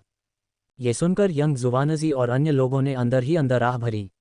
ऐसा लग रहा था कि भले ही उनके सामने शक्तिशाली व्यक्ति ग्रेट डेसोलेशन टैबलेट न ले, लेकिन टैबलेट फिर भी अपने आप चली जाएगी। आत्मा की आभा से अंदाजा लगाया जा सकता है कि उनके दाव संप्रदाय में कोई भी ऐसा नहीं था जो इसे पोषित कर सके। ठीक है, अब से तुम मेरा अनुसरण कर सकते हो। जियाओ मिंग ने आखिरकार टैबलेट आत्मा के अनुरोध पर सहमति जताई। फिर दाव संप्रदाय के सदस्यों के अप्राकृतिक भावों को देखने के लिए मुड़ते हुए वह मुस्कुराए बिना नहीं रह सका। अपने हाथ की मुट्ठी से उसकी आध्यात्मिक शक्ति उसके हाथ में एक हथेली के आकार की पत्थर की गोली में इकट्ठी हो गई। फिर उसने इसे चेन जेन की ओर फेंक दिया। मुझे पता है कि आपके दाव संप्रदाय की मुख्य रुचि महान विनाश शास्त्र में है। मैं आपको डराना नहीं चाहता। इसके अंदर महान विनाश शास्त्र की साधना पद्धति है। हालांकि ऐसी मार्शल आर्ट आपके लिए बहुत गहरी और रहस्यमय है। आवश्यक प्रतिभा के बिना न केवल इसे सीखना असंभव है, बल्कि यह अभ्यास करने वाले को नुकसान भी पहुंचा सकता है। इसलिए जो लोग इसे समझना चाहते हैं उन्हें एक सख्त चयन प्रक्रिया से गुजरना होगा। महान विनाश शास्त्र महान विनाश टैबलेट पर अंकित किया गया था। जियाओ मिंग के लिए ये सिर्फ एक नज़र का मामला था और वह इसे ठीक से देख सकता था, लेकिन दूसरों के लिए यह इतना आसान नहीं था। इस तरह की मार्शल आर्ट्स को तियानजुवान महाद्वीप में बहुत सम्मान दिया जाता था। अगर भविष्य में असाधारण प्रतिभा वाला कोई व्यक्ति इसे समझ लेता है तो यह संभावित रूप से दाओ संप्रदाय के लिए एक शक्तिशाली अभ्यासकर्ता बना सकता है। चेन जेन ने जल्दी से टैबलेट पकड़ लिया, अपने चेहरे पर खुशी को छुपाने में असमर्थ। उसने गंभीरता से सिर हिलाया और कहा, वरिष्ठ निश्चिंत हो सकते हैं कि हमारे दाओ संप्रदाय के उत्तराधिकारी निश्चित रूप से भविष्य में इसे समझेंगे। दाओ संप्रदाय ने 100 वर्षों से किसी को महान विनाश शास्त्र को समझते नहीं देखा था। वास्तव में उन्होंने शास्त्र को देखा भी नहीं था। अतीत में इसे समझने के लिए किसी को टैबलेट आत्मा द्वारा पहचाना जाना पड़ता था। हालांकि अब प्रतिभाशाली शिष्य इसका सीधे अध्ययन कर सकते हैं। यह एक महान लाभ की तरह लग रहा था। चेन जेन के लिए महान विनाश की गोली खोना महत्वहीन था, क्योंकि वे इसका वैसे भी उपयोग नहीं कर सकते थे। सच में वह इस परिणाम से काफ़ी खुश था। टैबलेट आत्मा भी खुश थी कि जियो मिंग इसे साथ ले जाने के लिए सहमत हो गया। हालांकि सभी ने इस खुशी को साझा नहीं किया। यंग जुवानजी ने अपनी बाहों में अचानक ठंड महसूस की। उसकी बेटी, जिसे वह युआन पावर के साथ पाल रहा था, अचानक एक आश्चर्यजनक ठंडक छोड़ने लगी। अगले ही पल सभी ने अचानक महसूस किया कि पूरे इलाके में एक आश्चर्यजनक रूप से ठंडी क्यूई फैल गई है। ये ठंडी क्यूई इतनी तीव्र थी कि यह आत्मा को भी जमा देने में सक्षम लग रही थी। ये है। प्रसन्नचित आत्मा की पुतलियां थोड़ी सिकुड़ गईं जब उसने अपना सिर घुमाया। जैसे ही उसने ऐसा किया, उसने एक सुंदर युवती को देखा जिसका शरीर पतला था और वह यंग जुवानजी की बाहों से ऊपर तैर रही थी। अब उसके लंबे काले बाल उसके आसपास के लोगों की चौंका देने वाली निगाहों के नीचे आश्चर्यजनक गति से बर्फ नीले रंग में बदलने लगे। दिलों को झकझोर देने वाली ठंडी क्यूई उसके शरीर से निकल रही थी। अचानक प्रकट हुई ठंडी क्यूई पूरे स्थान में व्याप्त हो गई थी। यहाँ तक कि हवा भी हल्की चटकने की आवाज़ें निकाल रही थी, जैसे कि वह जम गई हो। दाओ संप्रदाय की हर इमारत पर बर्फ की एक पतली परत जम गई थी। ठंडी क्यूई किसी की आत्मा को भी जमा देने में सक्षम लग रही थी, जिससे कई लोगों को अपने शरीर के भीतर ठंडक महसूस हो रही थी। यह इतना भयानक था कि उनकी युवान शक्ति का संचार भी धीमा हो गया। अनेक आंखें आश्चर्य से भरी हुई थीं जब वे आकाश में लटकी युवती को देख रही थीं। युवती का बर्फीला नीला रंग झरने की तरह नीचे गिर रहा था। उसकी मूल रूप से सुंदर और बड़ी आंखें अब उस बर्फीले नीले रंग से रंगी हुई थीं। उसके माथे पर एक गोलाकार प्रतीक चमक रहा था। इसका चाप पूरी तरह से फैला हुआ था, मानो पुनर्जन्म के अविनाशी और अमिट चक्र का प्रतीक हो। क्या ये पुनर्जन्म मोहर है? साधारण शिष्य शायद यह न समझ पाएं कि इसका क्या मतलब है, लेकिन चेन जेन और अन्य अनुभवी व्यक्तियों ने इसे तुरंत पहचान लिया। यंग हुआन की भौहों के बीच मोहर को देखते ही वे तुरंत सदमे में आ गए। हुआन वास्तव में पुनर्जन्म करता है। चेन जेन और अन्य लोगों ने एक दूसरे को देखा। इसके तुरंत बाद उन्होंने ठंडी हवा में सांस ली। वे स्पष्ट रूप से समझ गए कि यंग हुआन के पुनर्जन्मकर्ता होने का क्या मतलब है। वह अपने पिछले जीवन में पुनर्जन्म चरण की एक शक्तिशाली साधिका रही होगी। इसके अलावा वह एक परम विशेषज्ञ थी जिसने पुनर्जन्म क्लेश को पार किया था। आइस मास्टर वास्तव में दाओ संप्रदाय में है। यंग हुआन की पहचान की पुष्टि करने के बाद टैबलेट आत्मा ने एक आश्चर्यचकित अभिव्यक्ति दिखाई। आइस मास्टर, यंग जुवानजी ने यह सुनकर आश्चर्य में कहा। उसके चेहरे के भाव बदलते रहे। ये केवल एक बार हुआ था। बहुत समय बाद आखिरकार उसने हार मान ली। वह बहुत समय से जानता था कि यंग हुआन एक पुनर्जन्म करता थी। हालांकि वह नहीं चाहता था कि वह अपने पुनर्जन्म चक्र से जागृत हो। उसे डर था कि एक बार जागृत होने के बाद वह यंग हुआन जिसे वह जानता था अब उसकी बेटी नहीं रहेगी। इसलिए यंग जुवानजी ने हमेशा यंग हुआन को अपनी मर्जी से काम करने दिया और उसे कभी भी साधना शुरू करने के लिए मजबूर नहीं किया। हालांकि उसने यह अनुमान नहीं लगाया था कि उसकी बेटी आइस मास्टर बन गई, जो कि 8 प्राचीन मास्टर्स में से एक और उनमें से सबसे मजबूत थी। वह इस दुनिया के सबसे शक्तिशाली स्तंभों में से एक थी। इस समय यंग जुवानजी को हार का गहरा एहसास हुआ। यह कोई आश्चर्य की बात नहीं थी कि यह बेहद शक्तिशाली व्यक्ति उनके दाओ संप्रदाय में आया था और तुरंत उसकी बेटी की तलाश कर रहा था। शायद उसका अचानक जागना भी उसकी वजह से था। उसे एहसास हुआ कि वह अपनी बेटी की रक्षा करने के लिए पर्याप्त मजबूत नहीं था। एक लंबी आह के साथ यंग जुवानजी की मुद्रा ढीली पड़ गई। ऐसा लग रहा था जैसे उसकी शक्ल एक पल में बहुत बूढ़ी हो गई हो। जहां तक यंग हुआन की बात है तो शुरुआती विस्फोट के बाद ऐसा लग रहा था कि उसका शरीर, जो अभी तक साधना शुरू नहीं कर पाया था, इस बल का सामना नहीं कर सकता। वह फिर से नींद में चली गई और यंग जुवानजी ने उसे पकड़ लिया। आपके दाओ संप्रदाय में आइस मास्टर की उपस्थिति एक अच्छी बात है। कुछ वर्षों में वह अपनी तीसरी आपदा पुनर्जन्म अवस्था की ताकत हासिल कर सकती है और शायद पूर्वज अवस्था को भी तोड़ सकती है। आप इतने परेशान क्यों लग रहे हैं? टैबलेट आत्मा ने यंग जुवानजी के कड़वे चेहरे को देखा, कुछ हद तक हैरान। अफसोस, मैं नहीं चाहता था कि हुआन जाग जाए। भले ही उसका जागना अपरिहार्य था, मैं चाहता था कि वह खुशी की अवधि का आनंद ले। एक और आह के साथ यंग जुवानजी ने अपनी भावनाओं को नहीं छिपाया। जियाओ मिंग पास में खड़ा था। वह ये भी जानता था कि यंग हुआन को जगाने में उसकी हरकतें थोड़ी बलपूर्वक हो सकती हैं, लेकिन वह वास्तव में बहुत लंबा इंतजार नहीं कर सकता था।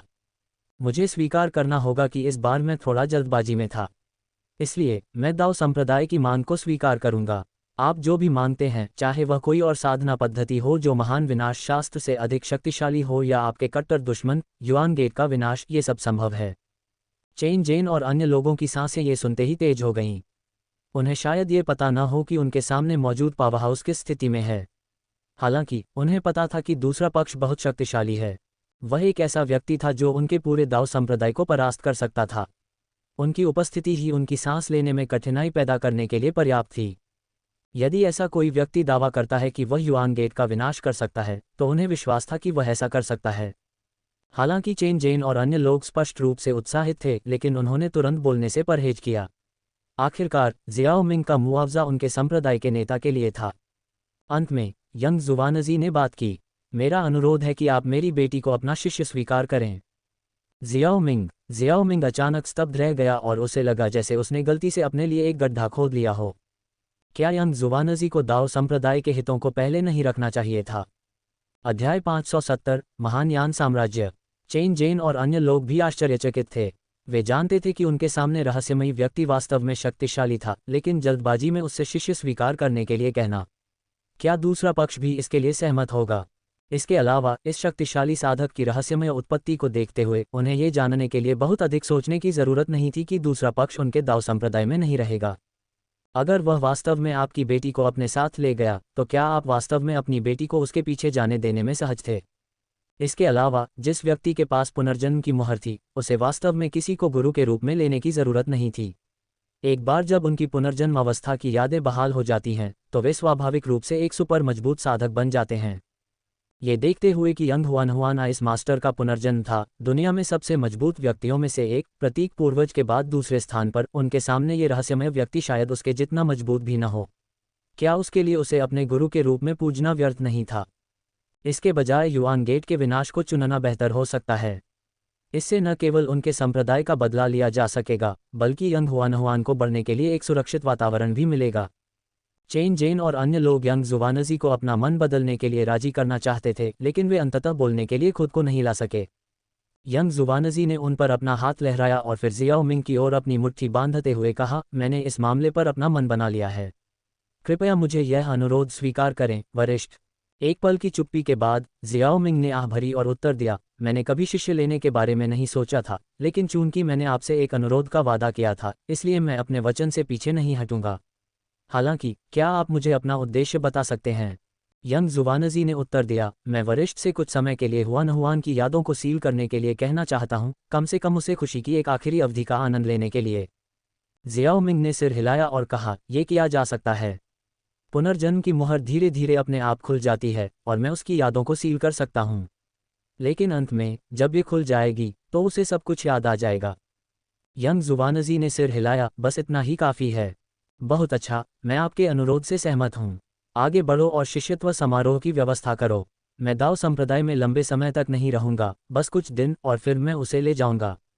2 दिन बाद जियाओ मिंग ने दाओ संप्रदाय छोड़ दिया और महान संप्रदाय प्रतियोगिता निर्धारित समय पर आगे बढ़ी। प्रतियोगिता शुरू होने से पहले युआन गेट द्वारा दाओ संप्रदाय का उपहास किया गया। हमने सुना है कि आपके दाओ संप्रदाय में एक रहस्यमय व्यक्ति आया था जिसने आपके संप्रदाय का खजाना, महान विनाश की पट्टिका ले ली थी और आपके पास बदला लेने की कोई शक्ति नहीं थी। क्या पिछले कुछ वर्षों में दाओ संप्रदाय की ताकत इतनी कम हो गई है? हे, हमारे दाओ संप्रदाय में वास्तव में प्रतिरोध करने की कोई शक्ति नहीं थी, लेकिन अगर यह आपका युआन गेट होता तो मुझे डर है कि आप उस व्यक्ति की एक उंगली भी नहीं झेल पाते। इस बार दाओ संप्रदाय के प्रतिनिधि चेन जेन ने ठंडी हंसी के साथ उत्तर दिया। वास्तव में ऐसी घटना हुई थी। चेन जेन के शब्दों को सुनकर अन्य सुपर संप्रदायों के लोग हिल गए। ऐसा नहीं लग रहा था कि वह झूठ बोल रहा था। दाओ संप्रदाय की ताकत जगजाहिर थी और पूरे संप्रदाय को इस हद तक दबाने के लिए कि वे अपनी सांस भी नहीं ले पा रहे थे, वह रहस्यमयी व्यक्ति कम से कम पुनर्जन्म चरण का अभ्यासी तो होना ही चाहिए। पूर्वी जुवान क्षेत्र में ऐसा सुपर शक्तिशाली व्यक्ति का प्रकट हुआ। खांसी, मुझे आश्चर्य है कि क्या हॉल मास्टर चेन जेन उस वरिष्ठ की उपस्थिति का वर्णन कर सकते हैं। हम अपने शिष्यों को निर्देश देना चाहेंगे कि वे ऐसे व्यक्ति को गलती से भी अपमानित न करें। हाँ, वास्तव में हमारे 8 महान सुपर संप्रदाय एक ही पेड़ की शाखाओं की तरह हैं। शायद अगर हम उस व्यक्ति से फिर से मिलें तो हम एक दूसरे की मदद कर सकते हैं। उद्धरण चिन्ह। चेन जेन ने अपनी आंखें घुमाईं जब उसने इन संप्रदायों को एक दूसरे की मदद करने के बारे में बात करते सुना। जियाओ मिंग की दुर्जय आभा को पहले से अनुभव करने के बाद वह अच्छी तरह से जानता था कि वह कितना भयानक था। उसकी मात्र आभा संसार चरण के अभ्यासी यंग जुवानजी को स्थिर करने के लिए पर्याप्त थी। ये योग्य लोग उसकी आभा के बल पर ही मौत के मुंह में समा सकते थे। इस बीच युआन गेट प्रतिनिधि विचारों में खोया हुआ था क्योंकि उसने चेन जेन को दूसरों से घिरा हुआ देखा। तो दाओ संप्रदाय में हमारे जासूसों की रिपोर्ट सच थी। पूर्वी जुवान क्षेत्र में एक ऐसा शक्तिशाली व्यक्ति प्रकट हुआ है। ऐसा लगता है कि यंग हुआन के बारे में अफवाहें भी सच हैं कि वह इस मास्टर का पुनर्जन्म है। वह ज्ञात शक्तिशाली व्यक्ति उसे ले गया है, जबकि उसका उद्देश्य अस्पष्ट है। यंग हुआन का विकास निस्संदेह पूर्वी जुवान क्षेत्र पर हावी होने की मेरी युआन गेट की महत्वाकांक्षा को प्रभावित करेगा। शायद इस खतरे को जड़ से खत्म करना जरूरी है। इस विचार को ध्यान में रखते हुए युआन गेट प्रतिनिधि ने ठंडी मुस्कान के साथ चेन जेन को देखा। अभी के लिए खुश रहो, लेकिन जल्द ही तुम ऐसा नहीं कर पाओगे। न केवल यंग हुआन बल्कि महान संप्रदाय प्रतियोगिता में तुम्हारे दाओ संप्रदाय की अन्य प्रतिभाएं भी मेरे युआन गेट द्वारा काटे जाने के भाग्य से बच नहीं पाएंगी। महान संप्रदाय प्रतियोगिता जल्द ही समाप्त हो गई। हालांकि परिणाम युआन गेट प्रतिनिधि की उम्मीदों से परे था। युआन गेट के 3 छोटे राजाओं को दाओ संप्रदाय के स्काई हॉल की बड़ी वरिष्ठ बहन वांग जी ने हराया, जिसके परिणामस्वरूप 2 मौतें और 1 घायल हो गया और उनके आधे से अधिक अन्य शिष्य भी मारे गए या घायल हो गए।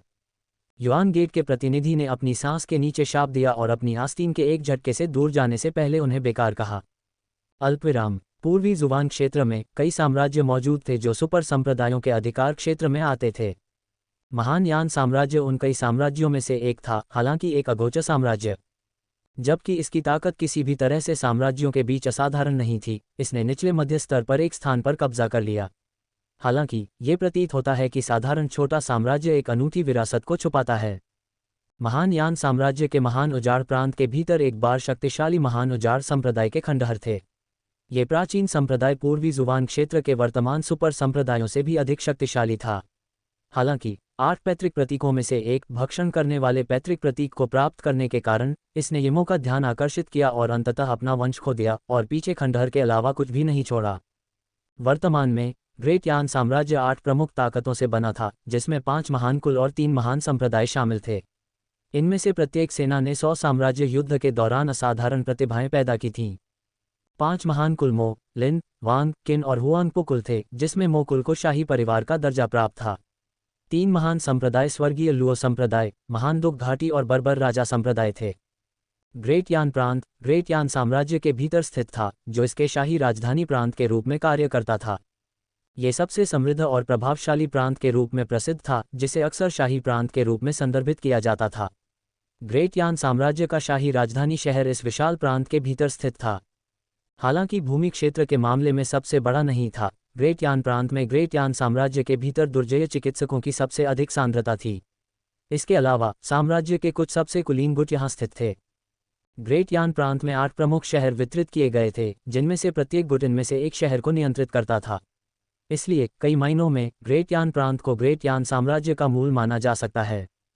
अल्पविराम। ग्रेट यान प्रांत शाही शहर। शाही महल के आंतरिक गर्भगृह में बादलों को चीरती हुई एक ऊंची और राजसी पर्वत चोटी थी। इस पर्वत शिखर को पवित्र युद्ध शिखर कहा जाता था। इसे निषिद्ध क्षेत्र माना जाता था क्योंकि इसमें प्राचीन युद्ध क्षेत्र का मार्ग था। पवित्र युद्ध शिखर के शीर्ष पर एक विशाल पत्थर की संरचना थी। इन विशाल पत्थरों पर कई जादुई प्रतीक उकेरे गए थे। इन प्रतीकों से लगातार भयानक ऊर्जा की लहरें निकल रही थीं, जिससे आसपास की युवान शक्ति उबल रही थी। Buzz buzz. आमतौर पर यह विशाल संरचना 100 साम्राज्य युद्ध के लिए हर 20 साल में एक बार ही सक्रिय होती थी। हालांकि किसी अज्ञात कारण से आज संरचना कांपने लगी और इसके उत्कीर्ण प्रतीकों से एक शानदार चमक निकलने लगी। फिर संरचना के केंद्र में एक प्रकाश स्तंभ बनने लगा। इस तमाशे ने स्वाभाविक रूप से महल के भीतर शक्तिशाली आकृतियों का ध्यान आकर्षित किया। एक मध्यम आयु वर्ग का व्यक्ति, जिसके बाल काले और सफ़ेद रंग के थे और जिसने ड्रैगन की पोशाक पहनी हुई थी जो कुलीनता की हवा दे रही थी, जल्दी से दृश्य के पास पहुंचा। टेलीपोर्टेशन गठन क्यों सक्रिय किया गया है? क्या ये हो सकता है कि ऊपरी संप्रदायों से एक प्रतिष्ठित दूत हमारे महान यान साम्राज्य में आ गया है? मध्यम आयु वर्ग के व्यक्ति ने अपनी आंखों में आश्चर्य और प्रत्याशा के मिश्रण के साथ चमकती हुई संरचना को देखा। जैसे जैसे प्रकाश स्तंभ धीरे धीरे गायब होता गया, 2 आकृतियां, एक लंबी और एक छोटी, धीरे धीरे दिखाई दीं। मैं वास्तव में समझ नहीं पा रहा हूं कि मास्टर मुझे इस छोटे से महान यान साम्राज्य में क्यों लाए। यह मेरे दाव संप्रदाय की तुलना में कहीं नहीं है। छोटी आकृति, जो एक उभरती हुई सुंदरता के साथ लगभग 10 साल की लग रही थी, ने गठन से बाहर निकलते ही बड़बड़ाया। दाव संप्रदाय। मध्यम आयु वर्ग के व्यक्ति ने कीवर्ड को पकड़ लिया और उसके दिल में उत्साह की लहर दौड़ गई। ये वास्तव में एक उच्च संप्रदाय के आगंतुक थे। युवा लड़की के पीछे 20 की उम्र के आसपास का एक आदमी भी मुस्कुराते हुए बाहर आया। ये जगह उतनी सरल नहीं है जितनी तुम सोचती हो, उसने शांति से कहा। ये दोनों स्वाभाविक रूप से जियाओ मिंग और यंग हुआनहुआन थे। दाओ संप्रदाय छोड़ने के बाद जियाओ मिंग यंग हुआनहुआन को तियानजुवान महाद्वीप के स्थानीय रीति रिवाजों और संस्कृतियों का अनुभव करने के लिए पूर्वी जुवान क्षेत्र के दौरे पर ले गया। इसके बाद वे महान यान साम्राज्य की ओर बढ़ गए। चूंकि जियाओ मिंग जल्दी में नहीं था और यह भी चाहता था कि यंग हुआनहुआन अपनी साधना यात्रा ठीक से शुरू करे, इसलिए उन्होंने तेजी से यात्रा नहीं की। इसके बजाय उन्होंने उन कई क्षेत्रों के बीच यात्रा करने के लिए टेलीपोर्टेशन संरचनाओं का उपयोग किया।